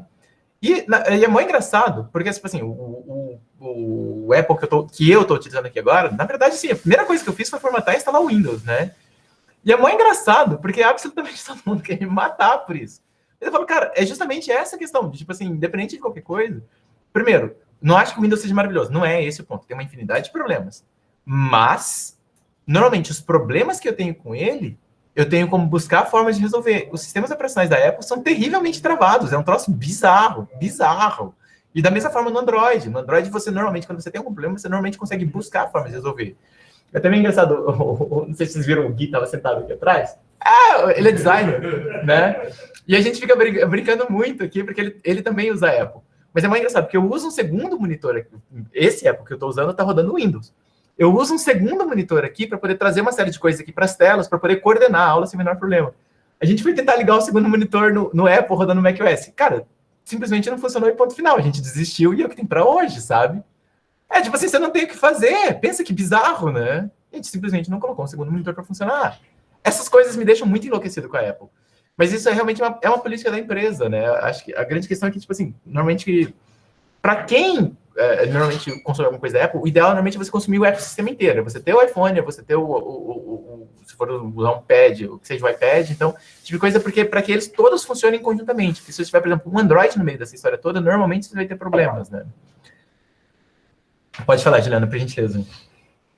Então você abordou o ecossistema já, professor. Isso é uma coisa atualmente que eu acho muito interessante, né? Tipo, marketing também, só que a integração dos produtos da Apple, como são eles mesmos que mexem com hardware, software, fica muito mais suave do que, por exemplo, os do Android, né? Exato. Mas que nem eu tava pensando, depois de alguns anos, eu acho que os modelos mais antigos da Apple, eles não recebem nem atualização mais, né? Do Android, eu acho que também é uma coisa parecida, porque depois de alguns anos, se eu não me engano, para de ter atualizações para o modelo do seu celular específico, porque cada ano, tipo, surgem, sei lá, com celulares que usam Android, né? Então, mas, tipo, uma coisa que eu acho interessante também é que eu vejo que muitos designers preferem o software da Apple do que o Windows, e eu nunca entendi por quê. Depois a gente pergunta para esse cara o que ele explica para vocês. O sistema prefere da Apple. O sistema prefere da Apple. Não, eu entendo. Achei que, na verdade, assim, em geral, o material da Apple, ele é muito mais didático para você poder trabalhar, né? Ele é muito mais suave. Ele é, na verdade, inclusive, é muito mais, esteticamente, muito mais agradável, inclusive, né? Só não é nem de longe tão completo quanto, por favor, Gui. Mas me metendo na hora, né? Mas o mais legal que eu acho é fazer Hackintosh, que eu não sei se vocês conhecem. Hackintosh, eu adoro isso. Que é pegar, tipo, você montar um computador, mas com o sistema do iOS. Do iOS, né? É interessante. Eu me lembro que uma vez na vida, apenas uma vez na vida, eu tive um iPhone. E é muito engraçado, porque na verdade passou da minha mãe para mim, coisa e tal. E eu tava sem celular, eu falei, bom, tá bom, vamos tentar utilizar isso aqui, né? Eu passei tanta raiva com o negócio, mas tanta raiva, até o ponto que eu consegui fazer uma espécie de um hack, mais ou menos isso. E é muito engraçado, que era um sistema operacional totalmente alternativo, e ele, ao invés de vir com uma massa mordida, ele vinha com um abacaxi mordido. E aí era isso, mas aí você tinha muito mais liberdade para você fazer o que você quisesse dentro daquilo, né? Para mim, que tem uma necessidade, tipo assim, cara, pelo amor de Deus, não me prende, eu preciso, tipo assim, se eu quiser, por exemplo, passar uma foto do celular para o computador, é óbvio, eu vou conectar um cabo no outro e vou entrar dentro de um com o outro, como se fosse um sistema de pastas, né, de Windows, e baixar uma coisa de uma para outra. Que eu não sei se vocês sabem, no iPhone normal você não faz isso. É muito desesperador você não conseguir fazer isso. É absurdo você precisar passar por um iTunes para fazer isso. Não sei, para mim é muito absurdo você fazer isso. Então, eu tenho essa necessidade de ter o controle da coisa, né? Enfim, Amanda, por favor. Eu esqueci o que eu ia falar. Daqui a pouco eu falo. Não tem problema. Juliana. favor. Então, isso daí da questão de você precisar do iTunes para fazer qualquer coisa, eu achava o mais ridículo, porque, tipo, se você quisesse passar uma foto do seu celular e pro computador, tipo assim, era um negócio para você conseguir, né? Tipo, um evento. E também a questão de o Bluetooth do iPhone não funcionar com o Bluetooth do Android, nossa, coisa mais É muito merda. ridículo. E outra coisa, tipo, os produtos da Apple são muito caros no Brasil. Então, tipo, mesmo que seja um produto muito bom, pelo preço de um, sei lá, um computador da Apple, você consegue montar um PC monstro, né? Então, sei lá. Amanda, por favor. Lembrei, é que, tipo assim, eu acho muito ridículo isso, mas eu entendo. A Apple, ela te oferece experiência, ela não te oferece, assim, não vou dizer qualidade, não vou falar qualidade na questão de, o Apple é ruim, não sei o quê. Mas, por exemplo, o meu notebook, ele é um Acer Nitro 5.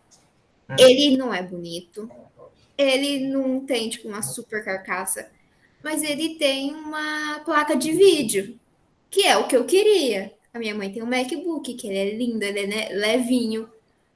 Mas, assim, o que eu prefiro? Eu prefiro ter uma mochila leve ou eu prefiro ter um software funcionando com leveza? É muito engraçado isso. Eu brinco com essa questão do ecossistema, mas você falou, na verdade, uma palavra que é muito mágica nesse contexto, Amanda, que é a questão da experiência mesmo. A Apple, ela é perfeita para propiciar uma bela experiência para o usuário.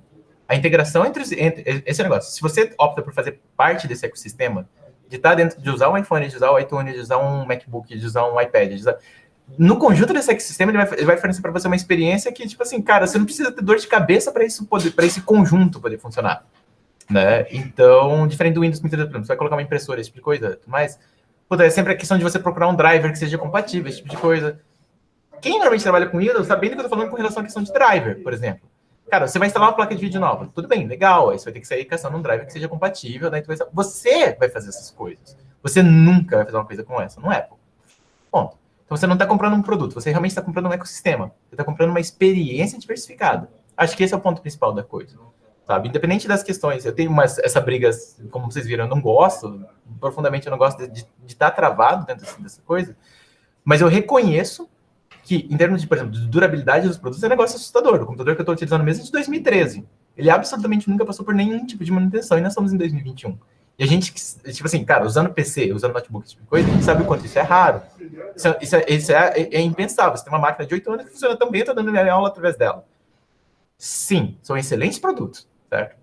Para mim é perfeito. Basta você comprar um produto tão bom quanto o da Apple e você formata e instala o Windows. Está tudo lindo. Tadã, né?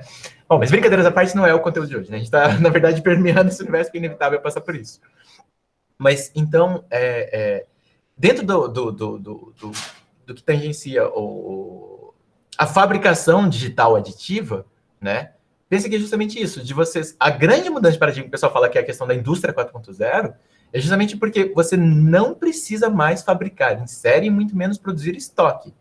Você pode fabricar sob demanda e com personalização em massa. E nunca se esqueçam dessas duas palavras, porque elas vão mudar drasticamente a forma como a gente vê absolutamente tudo daqui para frente. Certo? Personalização massa e sob demanda. Certo? Então, essas impressoras, por exemplo, que eu estava mostrando para vocês, são essas impressoras razoavelmente convencionais, né? Que trabalham com filamento e são caseiras, por assim dizer, né? Esse tipo de impressora 3D, por exemplo, vocês conseguem adquirir ela, por exemplo, a partir de R$650. Então, é razoavelmente acessível, né? Por outro lado, quando a gente fala de fabricação a partir de impressora 3D, ou seja, a sério, ou seja, impressoras 3D profissionais, a gente tem outros sistemas que não FDM, e aí eles são realmente bem mais interessantes. Vou falar, por exemplo, do SLS. Sinterização seletiva laser. Provavelmente vocês nunca ouviram falar disso, né? Sinterização seletiva laser funciona da seguinte forma. Imaginem vocês que vocês têm uma grande bandeja de pó, certo? Cheia de pó. E a outra bandeja também cheia, aliás, do mesmo tamanho, só que sem absolutamente nada, totalmente vazia. Uma cheia de pó, a outra totalmente vazia. Pensem vocês que o fundo dessas duas bandejas, ele movimenta-se, certo? Então, de um lado, você vai ter uma bandeja cheia de pó, ela ergue um pouquinho, vai transbordar um pouco de pó, você vai ter um rodo eletrônico que vai fazer uma finíssima camada de pó sobre o fundo da outra. Um laser vai derreter esse pó para poder fazer a primeira camada, ela desce um pouquinho, a outra sobe um pouquinho de novo, o rodinho vem trazendo a camada seguinte e assim vai embora.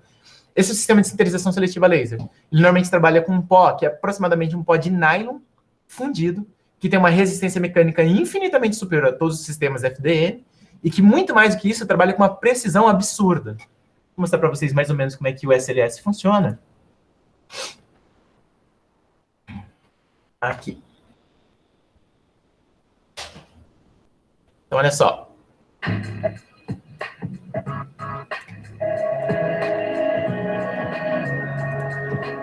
Você vê que o tipo de peça que ele gera é milhões de vezes mais preciso do que a gente normalmente olha essas peças feitas com impressão 3D convencional. Só que as máquinas são essas geladeiras gigantescas, né? Então, você tem ali o rodinho, que vai trazendo camada por camada, né? E aí você tem esse bloco lá dentro, você vai ter que tirar a peça, né? Que foi fabricado. É claro, é um sistema absurdamente mais caro, né?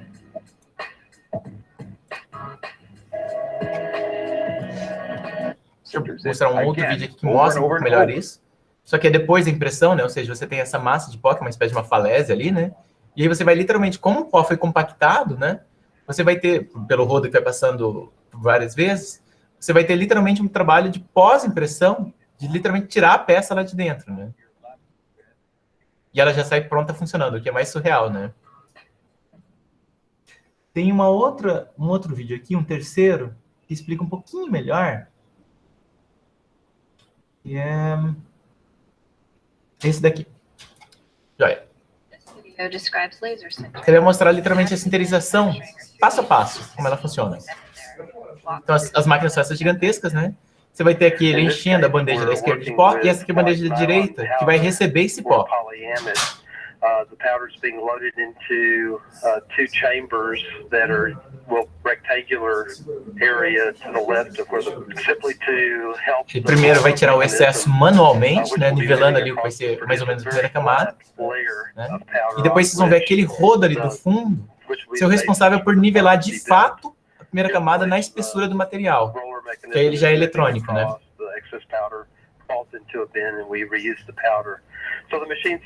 Joia, fez a primeira camada, a partir daí o software vai pegar o modelo tridimensional, fazer o fatiamento para dizer o que vai ser derretido camada após camada, né?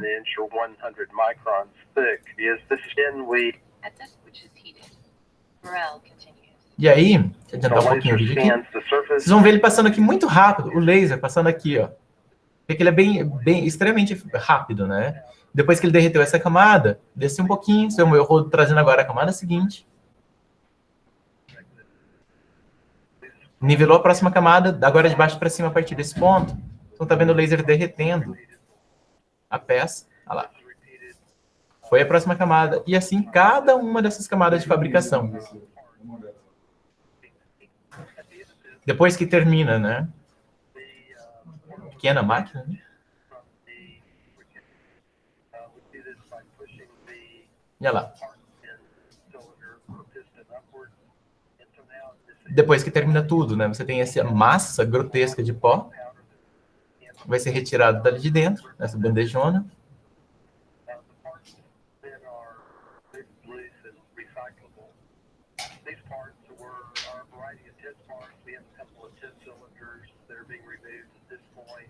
E aí começa o trabalho arqueológico de encontrar a peça ali dentro, né?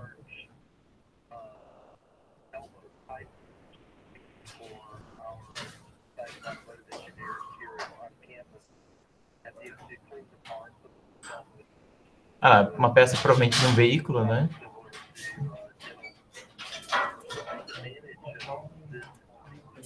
E aí ela está fabricada ali dentro. Então, da mesma forma que é possível fazer isso com pó de nylon, tem as sinterizadoras, né, de metais. A ideia é basicamente a mesma, só que ela trabalha com uma liga de pó de titânio, alumínio e vanádio. E onde, mais uma vez, ele vai construindo camada após camada com pó dessa mistura de materiais e ele vai fazendo a fusão desses metais. Então, ele até fala que, na verdade, ele não utiliza o laser, ela utiliza o que a gente chama de bombardeio de elétrons, porque a temperatura é muito mais elevada para poder fazer a fusão metálica disso. Vocês estão vendo ela literalmente fundindo metais em pó, né? Produção, por exemplo, aqui ele está mostrando algumas das peças que são produzidas, né? Mas deixa eu mostrar para vocês o seguinte. Bom, aqui ele está falando do fatiamento, né?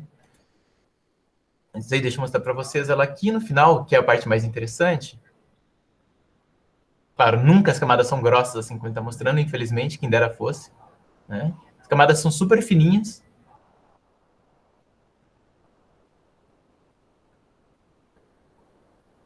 E olha só que interessante, diferentemente da de nylon, você vê que agora ele está manuseando tudo com luvas e uma máscara específica para isso. Pessoal, o pó dessa liga metálica é tão fino que ele não pode ser manuseado com as mãos, senão ele permeia a pele. Pra vocês terem uma ideia, é cabuloso. Ele é tão fino que ele literalmente permeia através da membrana da pele, então ele não pode ser manuseado com as mãos puras. Ele sempre precisa de algum tipo de luva bem grossa para poder manusear as peças. Gente, isso é tão genial, porque se vocês pensarem o seguinte, por exemplo, o sistema de SLS ele tem uma particularidade muito interessante, porque ele permite fabricar coisas que nunca puderam ser fabricadas anteriormente. Um exemplo muito claro. Imaginem vocês, por exemplo, uma bola qualquer, certo? Feita de grade. Para você ter uma bolinha ali dentro, colocada, você normalmente vai precisar o quê? Você vai precisar de 2 hemisférios de grade, você coloca a bola ali dentro, junta essas grades e usa solda para poder juntar essas pontas, cola, algum processo nesse sentido, para isso poder ser uma coisa só, correto? Tudo bem, ou seja, você literalmente cola 2 partes para poder colocar essa bolinha ali dentro. Com sinterização, a coisa muda drasticamente, porque, por exemplo, quando você faz a primeira camada e você começa a fazer essa bola de baixo para cima, você vai ter uma infinidade de pó aqui dentro que não foi sinterizado. Esse pó que não foi sinterizado serve como apoio do que vai estar sendo construído nas camadas superiores. Então, quando chegar ali no meio, ela vai começar a sinterizar a bolinha, enquanto ela continua fazendo a bola de grade em volta, de forma que na hora que ela termina, é uma massa de pó, onde a parte de fora foi sinterizada e tem uma bolinha ali dentro sinterizada também. Quando você pega e tira isso dali de dentro, você tem essa bolinha colocada ali dentro como se ela nunca tivesse sido soldada. Então, com isso, você consegue... São outras formas de se pensar a fabricação de coisas que nunca puderam ser fabricadas anteriormente. Para vocês terem uma ideia, a Boeing, hoje em dia, a fabricante norte-americana de aviões, ela utiliza em alguns dos seus aviões turbinas da General Electric. A General Electric, hoje, em algumas dessas turbinas, já utiliza como processo de fabricação de sinterização seletiva de metais. Porque tem peças que nunca puderam ser produzidas anteriormente e que hoje vão nessas turbinas. Para além desses processos de sinterização que necessariamente se baseiam em pó, esses de pó, pessoal, especialmente, eles têm uma coisa muito legal. A gente tem um centro aqui em Campinas, que é um laboratório do governo federal, do Ministério da Ciência e Tecnologia, que ele chama-se... Deixa eu até compartilhar com vocês isso, que isso é muito interessante. Que é o Centro de Tecnologia da Informação Renato Archer.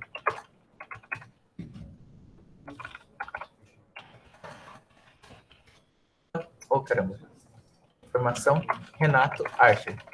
Ele fica ali em Campinas e ele tem o maior parque de impressão 3D da América Latina. E o que acontece? Lá eles têm um monte de tipos de impressoras 3Ds, sabe? E o que acontece? Eles têm também uma de sinterização de metais e tem várias de sinterização de nylon.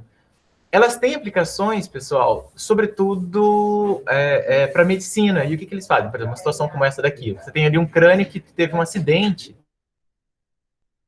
Né? Precisa prever...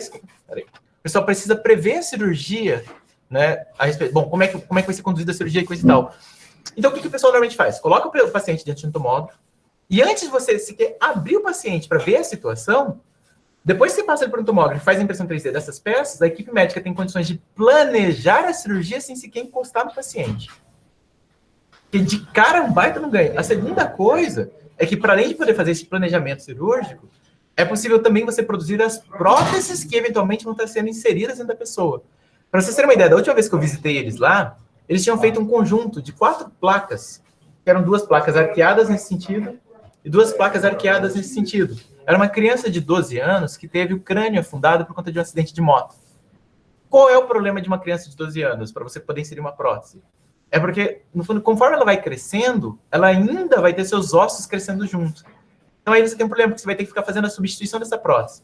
Por que eles fizeram um conjunto de placas nesse sentido? porque essas placas, elas corriam uma sobre a outra. Então, à medida que essa criança foi crescendo, essas placas foram abrindo uma em relação à outra, e elas foram se adaptando para ele nunca mais precisar ter essa prótese substituída. Gente, todo esse material é bancado pelo SUS. Eles já auxiliaram mais de 5 mil cirurgias totalmente gratuitamente no Brasil inteiro. Então, eles sempre recebem material de todos os estados que mandam para ele, tudo integralmente bancado pelo SUS. Gente, o CTI é assim, uma vez eu levei eles para Cuiabá, inclusive, para eles poderem dar uma palestra, foi em 2014, em que eles levaram vários desses materiais, só que é muito duro, né? Eu me lembro que na época, inclusive, falei com o pessoal do CTI e coisa e tal, e aí chamei, obviamente, o pessoal da medicina veterinária, né, para participar, para além do pessoal da arquitetura, né? Absolutamente ninguém foi, mas tá tudo certo. Adoro a universidade, tem uma saudade, vocês não fazem ideia. Nossa, eu tô louco para voltar, você não faz uma ideia de quanto. Enfim. Mas, de qualquer forma, saibam, o CTI faz um trabalho, assim, brilhante, né, que é modelo para o mundo inteiro. Esse software, por exemplo, que vocês viram ali atrás, chamado Invesálios, é um software livre, gratuito, que foi desenvolvido dentro do CTI e é utilizado em mais de 120 países gratuitamente. É um software que é utilizado justamente para você poder pegar um material tomográfico e gerar um modelo tridimensional a partir disso. E é de graça. Desenvolvido aqui em Campinas, sabe? Enfim, vamos para o próximo. Para além desses sistemas que são pautados em pó, que são os sistemas de sinterização, tem os sistemas que utilizam, por exemplo, de resina líquida. Como é que eles funcionam? Por exemplo, essa daqui é uma impressora DLP. Como é que funcionam as impressoras DLPs, pessoal? Elas têm essa bandeja com essa resina que é fotossensível, ou seja, quando ela entra em contato com a luz, ela endurece. Então, ela literalmente tem uma camada de resina bem fininha, na qual você vai ter luz projetada nessa camada, essa camada endurece, todo o resto em volta que não recebeu luz não endurece. E assim ela vai construindo, então, camada após camada pela incidência de luz ultravioleta em cima dessa resina que é fotossensível, fotopolimerizável. E aí você tem a peça ali fabricada e coisa e tal, né? Para além disso, um outro exemplo. A gente vai ter aqui, por exemplo, uma impressora de papel, por que não? Como é que ela funciona? Ela funciona exatamente como uma impressora jato de tinta convencional. Só que, ao invés de você ter no cartucho de tinta uma tinta ciano, magenta, amarelo e preto, você vai ter adicionada a essa tinta cola. Então, ela vai literalmente pintando cada uma dessas camadas de papel e adicionando um papel um em cima do outro, né? Para poder fazer cada uma das camadas. Literalmente colando e aí, obviamente, colorindo também. Estão vendo aqui esse esquema dela? É exatamente idêntico ao de uma impressora jato de tinta convencional. Inclusive, as cores do lugar de colocar o cartucho e coisa e tal é idêntico. Porque a base é realmente uma impressora jato de tinta. Só que ao invés de ser tinta convencional, é tinta com cola.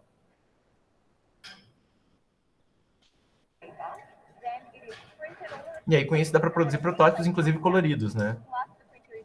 Isso tudo, na verdade, é feito com impressão 3D, né? Eles não têm, obviamente, uma funcionalidade mecânica, como os outros sistemas de impressão têm, mas para protótipo é perfeito. Você vê que, na verdade, você tem um protótipo quase perfeito de qualquer produto, né? Uma aparência quase perfeita, né? Um mock-up. Né?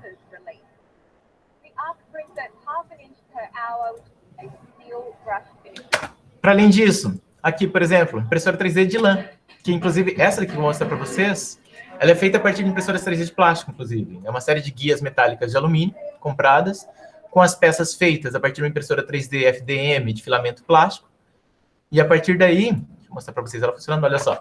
Essas peças em verde todas foram impressas em impressora 3D de plástico. E as guias de alumínio foram compradas. A partir daí você tem uma espécie de uma impressora 3D de lã, né, onde você faz o projeto e ela literalmente constrói a roupa. Né? Vou mostrar para vocês aqui. Deixa eu só um segundinho, só fechar a porta ali, porque ela... Infelizmente tem muito barulho na casa.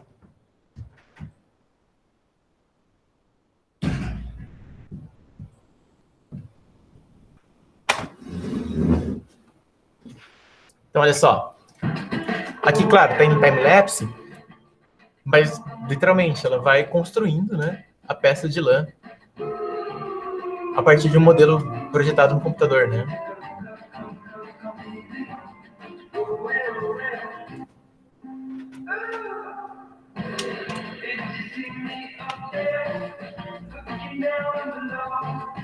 Enfim, é parte de loja, isso não nos interessa, né? Mas enfim.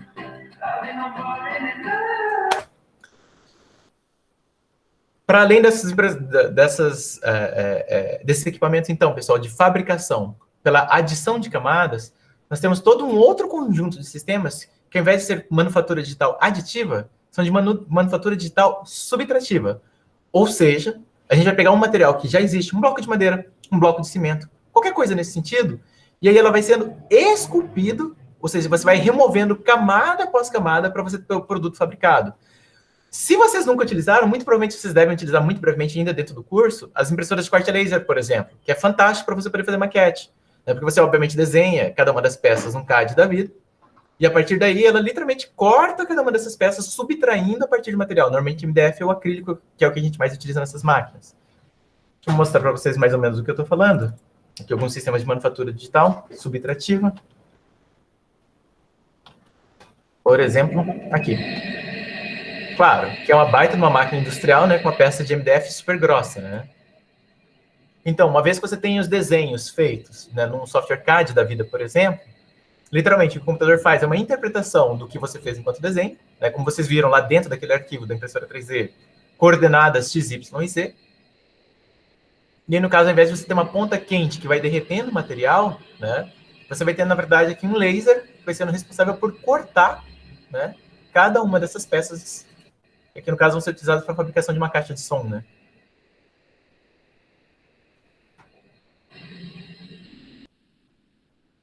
Sei lá, aqui são, né, e aqui é o produto pronto acabado, né, onde depois isso foi feito, né, foi parafusada uma peça na outra. Da mesma forma, se você pode fazer isso com madeira, você tem as máquinas de oxicorte, que, por exemplo, permitem você estar fazendo corte de chapas de inox, por exemplo. Isso daqui, pessoal, foi um colega de pós que ele fez o seguinte: ele se propôs a fazer, durante o mestrado dele, todo um conjunto, desde o projeto até a fabricação, utilizando exclusivamente de fabricação digital. Ou seja, vocês vão ver ele passando por todo o modelo, né, ele pensando o modelo através dessas maquetes, utilizando de impressão 3D e máquina de corte a laser, até depois o balcão sendo efetivamente fabricado na escala 1:1, certo? Numa empresa de oxicorte, exatamente as mesmas peças, só que em escala muito maior. Então aqui ele começa utilizando o Grasshopper para fazer uma exploração da geometria que interessava em termos da fabricação do balcão, né, do que seria esse balcão. A partir daí ele faz um fatiamento, né, para poder fazer os planos de fabricação. Olha lá, ele sendo pensado no Grasshopper, né? Aí, cada uma das peças separada. Ele vai fazer primeiro o teste das peças em impressão 3D.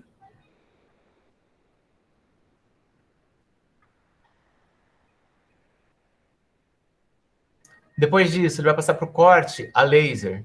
Né? Depois que ele escolhe qual é o modelo que ele quer trabalhar. Ele vai passar para o corte a laser para poder fabricar efetivamente as peças do balcão selecionado.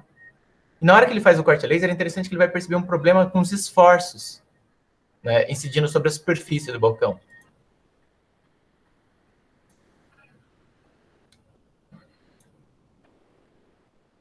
Ele está fazendo a montagem de cada uma das peças, né?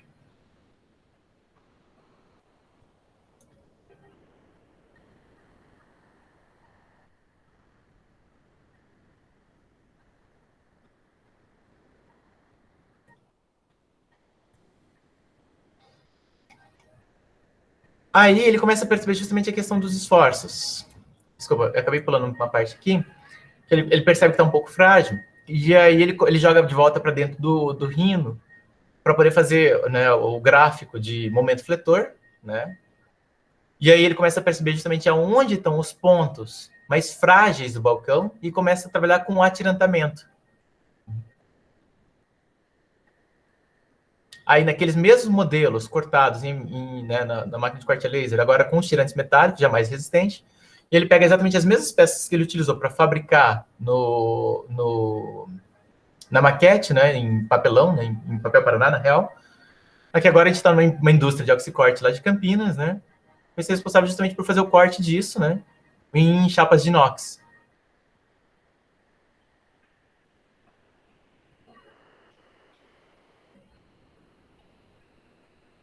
São equipamentos que a gente chama de equipamentos de controle numérico, né? Ou seja, manufatura digital subtrativa, onde um computador vai dando as instruções para onde que essa ponta precisa ir para poder estar fazendo o corte, né?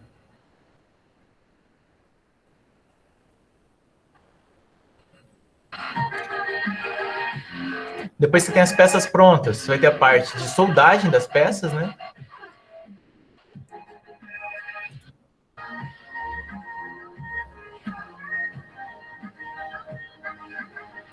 Aí montando e soldando.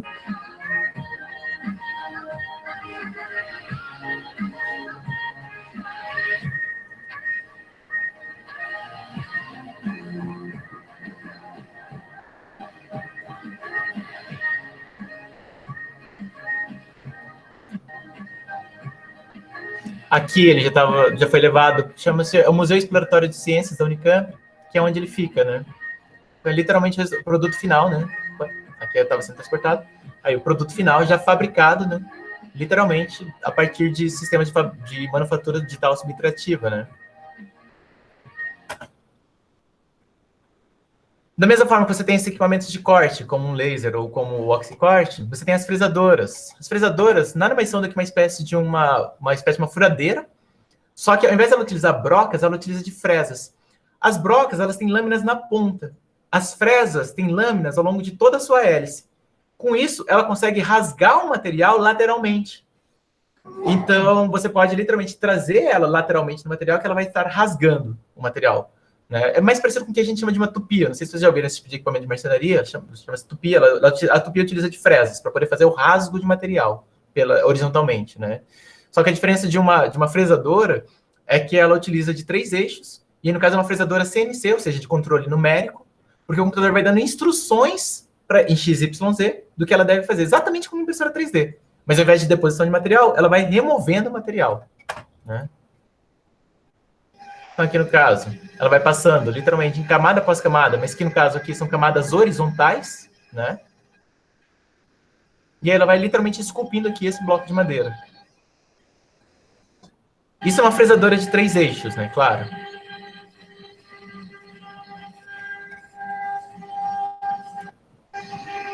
Para além de fresadoras de 3 eixos, você vai ter fresadoras com muito mais eixos que 3. Por quê? Além de você ter a possibilidade dela transladar horizontalmente, você tem a possibilidade dos outros eixos de rotação da cabeça para você poder esculpir, por exemplo, por baixo das peças. Né? Então, ela vai ter muito mais eixos do que isso, justamente porque ela permite rotacionar a peça. Né? Olha lá. Né? Ela translada em XYZ e também ela tem aqui 3 eixos de rotação, né? Um na cabeça aqui, outro antes da cabeça, para poder rotacionar em 180 graus, torcendo a peça, e outro na base, né, ali. Enfim, para poder esculpir o material, inclusive, por baixo dele, né? Uma fresadora 3 eixos convencional não permite, né?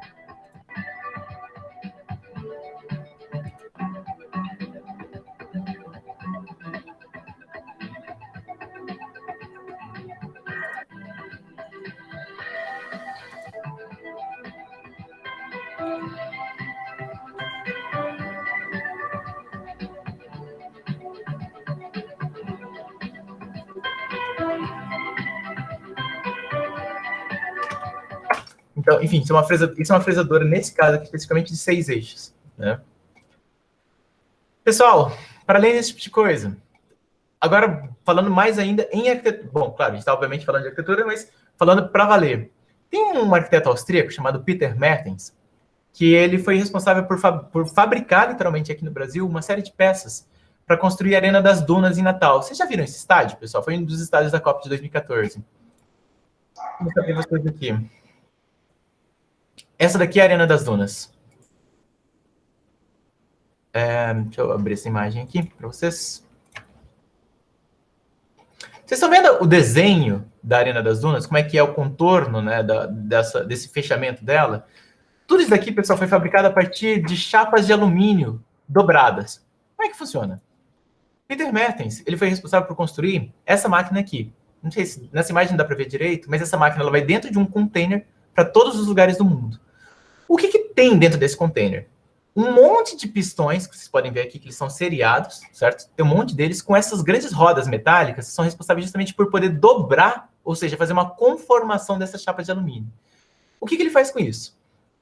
Ele transporta essa máquina dentro desse container, e aí, utilizando literalmente do Rhino do Grasshopper, ele fez uma programação tal que aquela máquina é operada a partir do Rhino do Grasshopper. E aí ela é capaz de fazer qualquer tipo de dobra nessas chapas de alumínio. Ou seja, ele utiliza desse conjunto de pistões com essas rodas para poder fazer a conformação da peça cuja cada peça vai ser fabricada segundo uma instrução dada pelo Grasshopper. Incrível, né? E aí, bom, se a gente for ver aqui, ele tem uma infinidade de projetos, né? Onde essas chapas são literalmente fabricadas in loco, segundo conformação, ou seja, você tem as chapas sendo fabricadas por uma indústria convencional, uma série de chapas perfeitamente idênticas que depois vai sendo conformadas dentro dessa máquina que vai dentro desse container, saca? Se vocês quiserem depois ver isso daqui, eu posso mandar o link, né? Isso aqui é ele dando uma palestra lá em Campinas, da época que eu estudava lá. É interessante pra caraca, gente. Eu recomendo profundamente dar uma olhada no material dele, porque são literalmente coisas que estão sendo feitas hoje com fabricação digital aplicada em arquitetura, né? Aqui eu estou mostrando exemplo de conformação, né? Mas, obviamente, a gente tem, da mesma forma que eu mostrei na aula passada, por exemplo, lá o logo da UF fabricado com aquela... aliás, feito no Grasshopper com aquele monte de furinhos, e aí você tem, né? Essas chapas sendo aplicadas lá pelo escritório do Big, na Dinamarca, né? Enfim. Então, você já tem uma série de aplicações da utilização da fabricação digital literalmente dentro do campo da arquitetura, né? Pensando em indústria, nunca em manufatura manual, né? Ok, gente, alguma pergunta sobre tudo isso? Eu sei que a gente já extrapolou um pouquinho o tempo, mas enfim, é que na verdade ainda tinha muito mais coisa para mostrar, mas eu acabo pulando um pouco, porque senão não dá tempo mesmo, né? Gente, vocês estão aí? Por isso que é ruim ficar com a câmera desligada, a gente tem a menor ideia. Estamos. Ah, maravilha. Gente, lembre-se sempre, voltando, o que existe mais importante, lembre-se sempre dessas duas coisas que eu falei, né, de você não precisar ter um estoque, né, ou seja, você fabrica sob demanda, e a segunda coisa é que você tem uma personalização em massa, ou seja, você pega cada uma dessas peças ali de chapa metálica, por exemplo, e conforma cada uma delas sob demanda para poder adequar num ponto específico da construção, para poder, obviamente, fabricar alguma coisa como a Arena das Dunas de Natal, ou mesmo, se a gente for pensar, para fabricar o Guggenheim de Bilbao, né, que eu adoro mostrar para vocês lá do Frank Gehry, onde cada uma das peças do Guggenheim é completamente diferente uma das outras, é um gigantesco quebra-cabeças imenso, né, totalmente fabricado com peças em titânio segundo conformação, que, obviamente, primeiro, só pode ser fabricado por equipamento de fabricação digital, e segundo, na própria montagem das peças, cada uma das peças tem um código de barra para a pessoa poder saber aonde colocar essa peça, porque senão é absolutamente impossível, né? Então, é claro, aí, especificamente em Cuiabá, a gente tem pouquíssimas coisas sendo feitas com fabricação digital, mas, por exemplo, a Bimetal, que é uma... Eu não sei se vocês já ouviram falar da Bimetal, não sei se ela ainda existe, era a indústria do Mauro Mendes. Ele tem uma série de equipamentos de CNC lá dentro. Ele utiliza normalmente para fabricar postes de linhão de energia elétrica e silos. E aí, claro, ele utiliza justamente essas máquinas. Para vocês terem uma ideia, o tipo de máquina que ele tem lá dentro, que são as cortadoras de plasma, elas conseguem cortar chapas metálicas, por exemplo, de 15 centímetros de espessura com uma só passada.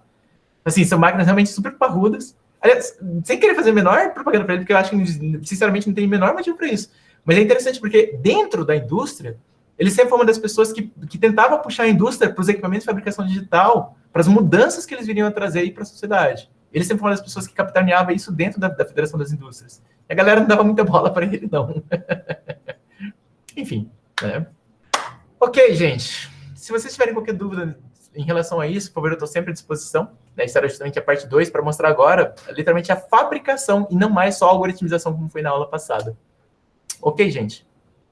Se vocês quiserem perguntar qualquer coisa, o Lab foi criado, inclusive, justamente para poder experimentar esse conjunto de ferramentas. Né? Por isso que a gente sempre teve impressoras 3D, máquina de corte a laser, infinidade de ferramentas lá dentro, para os alunos poderem vivenciar a realidade da fabricação digital. Né? Pode falar, Débora, por favor.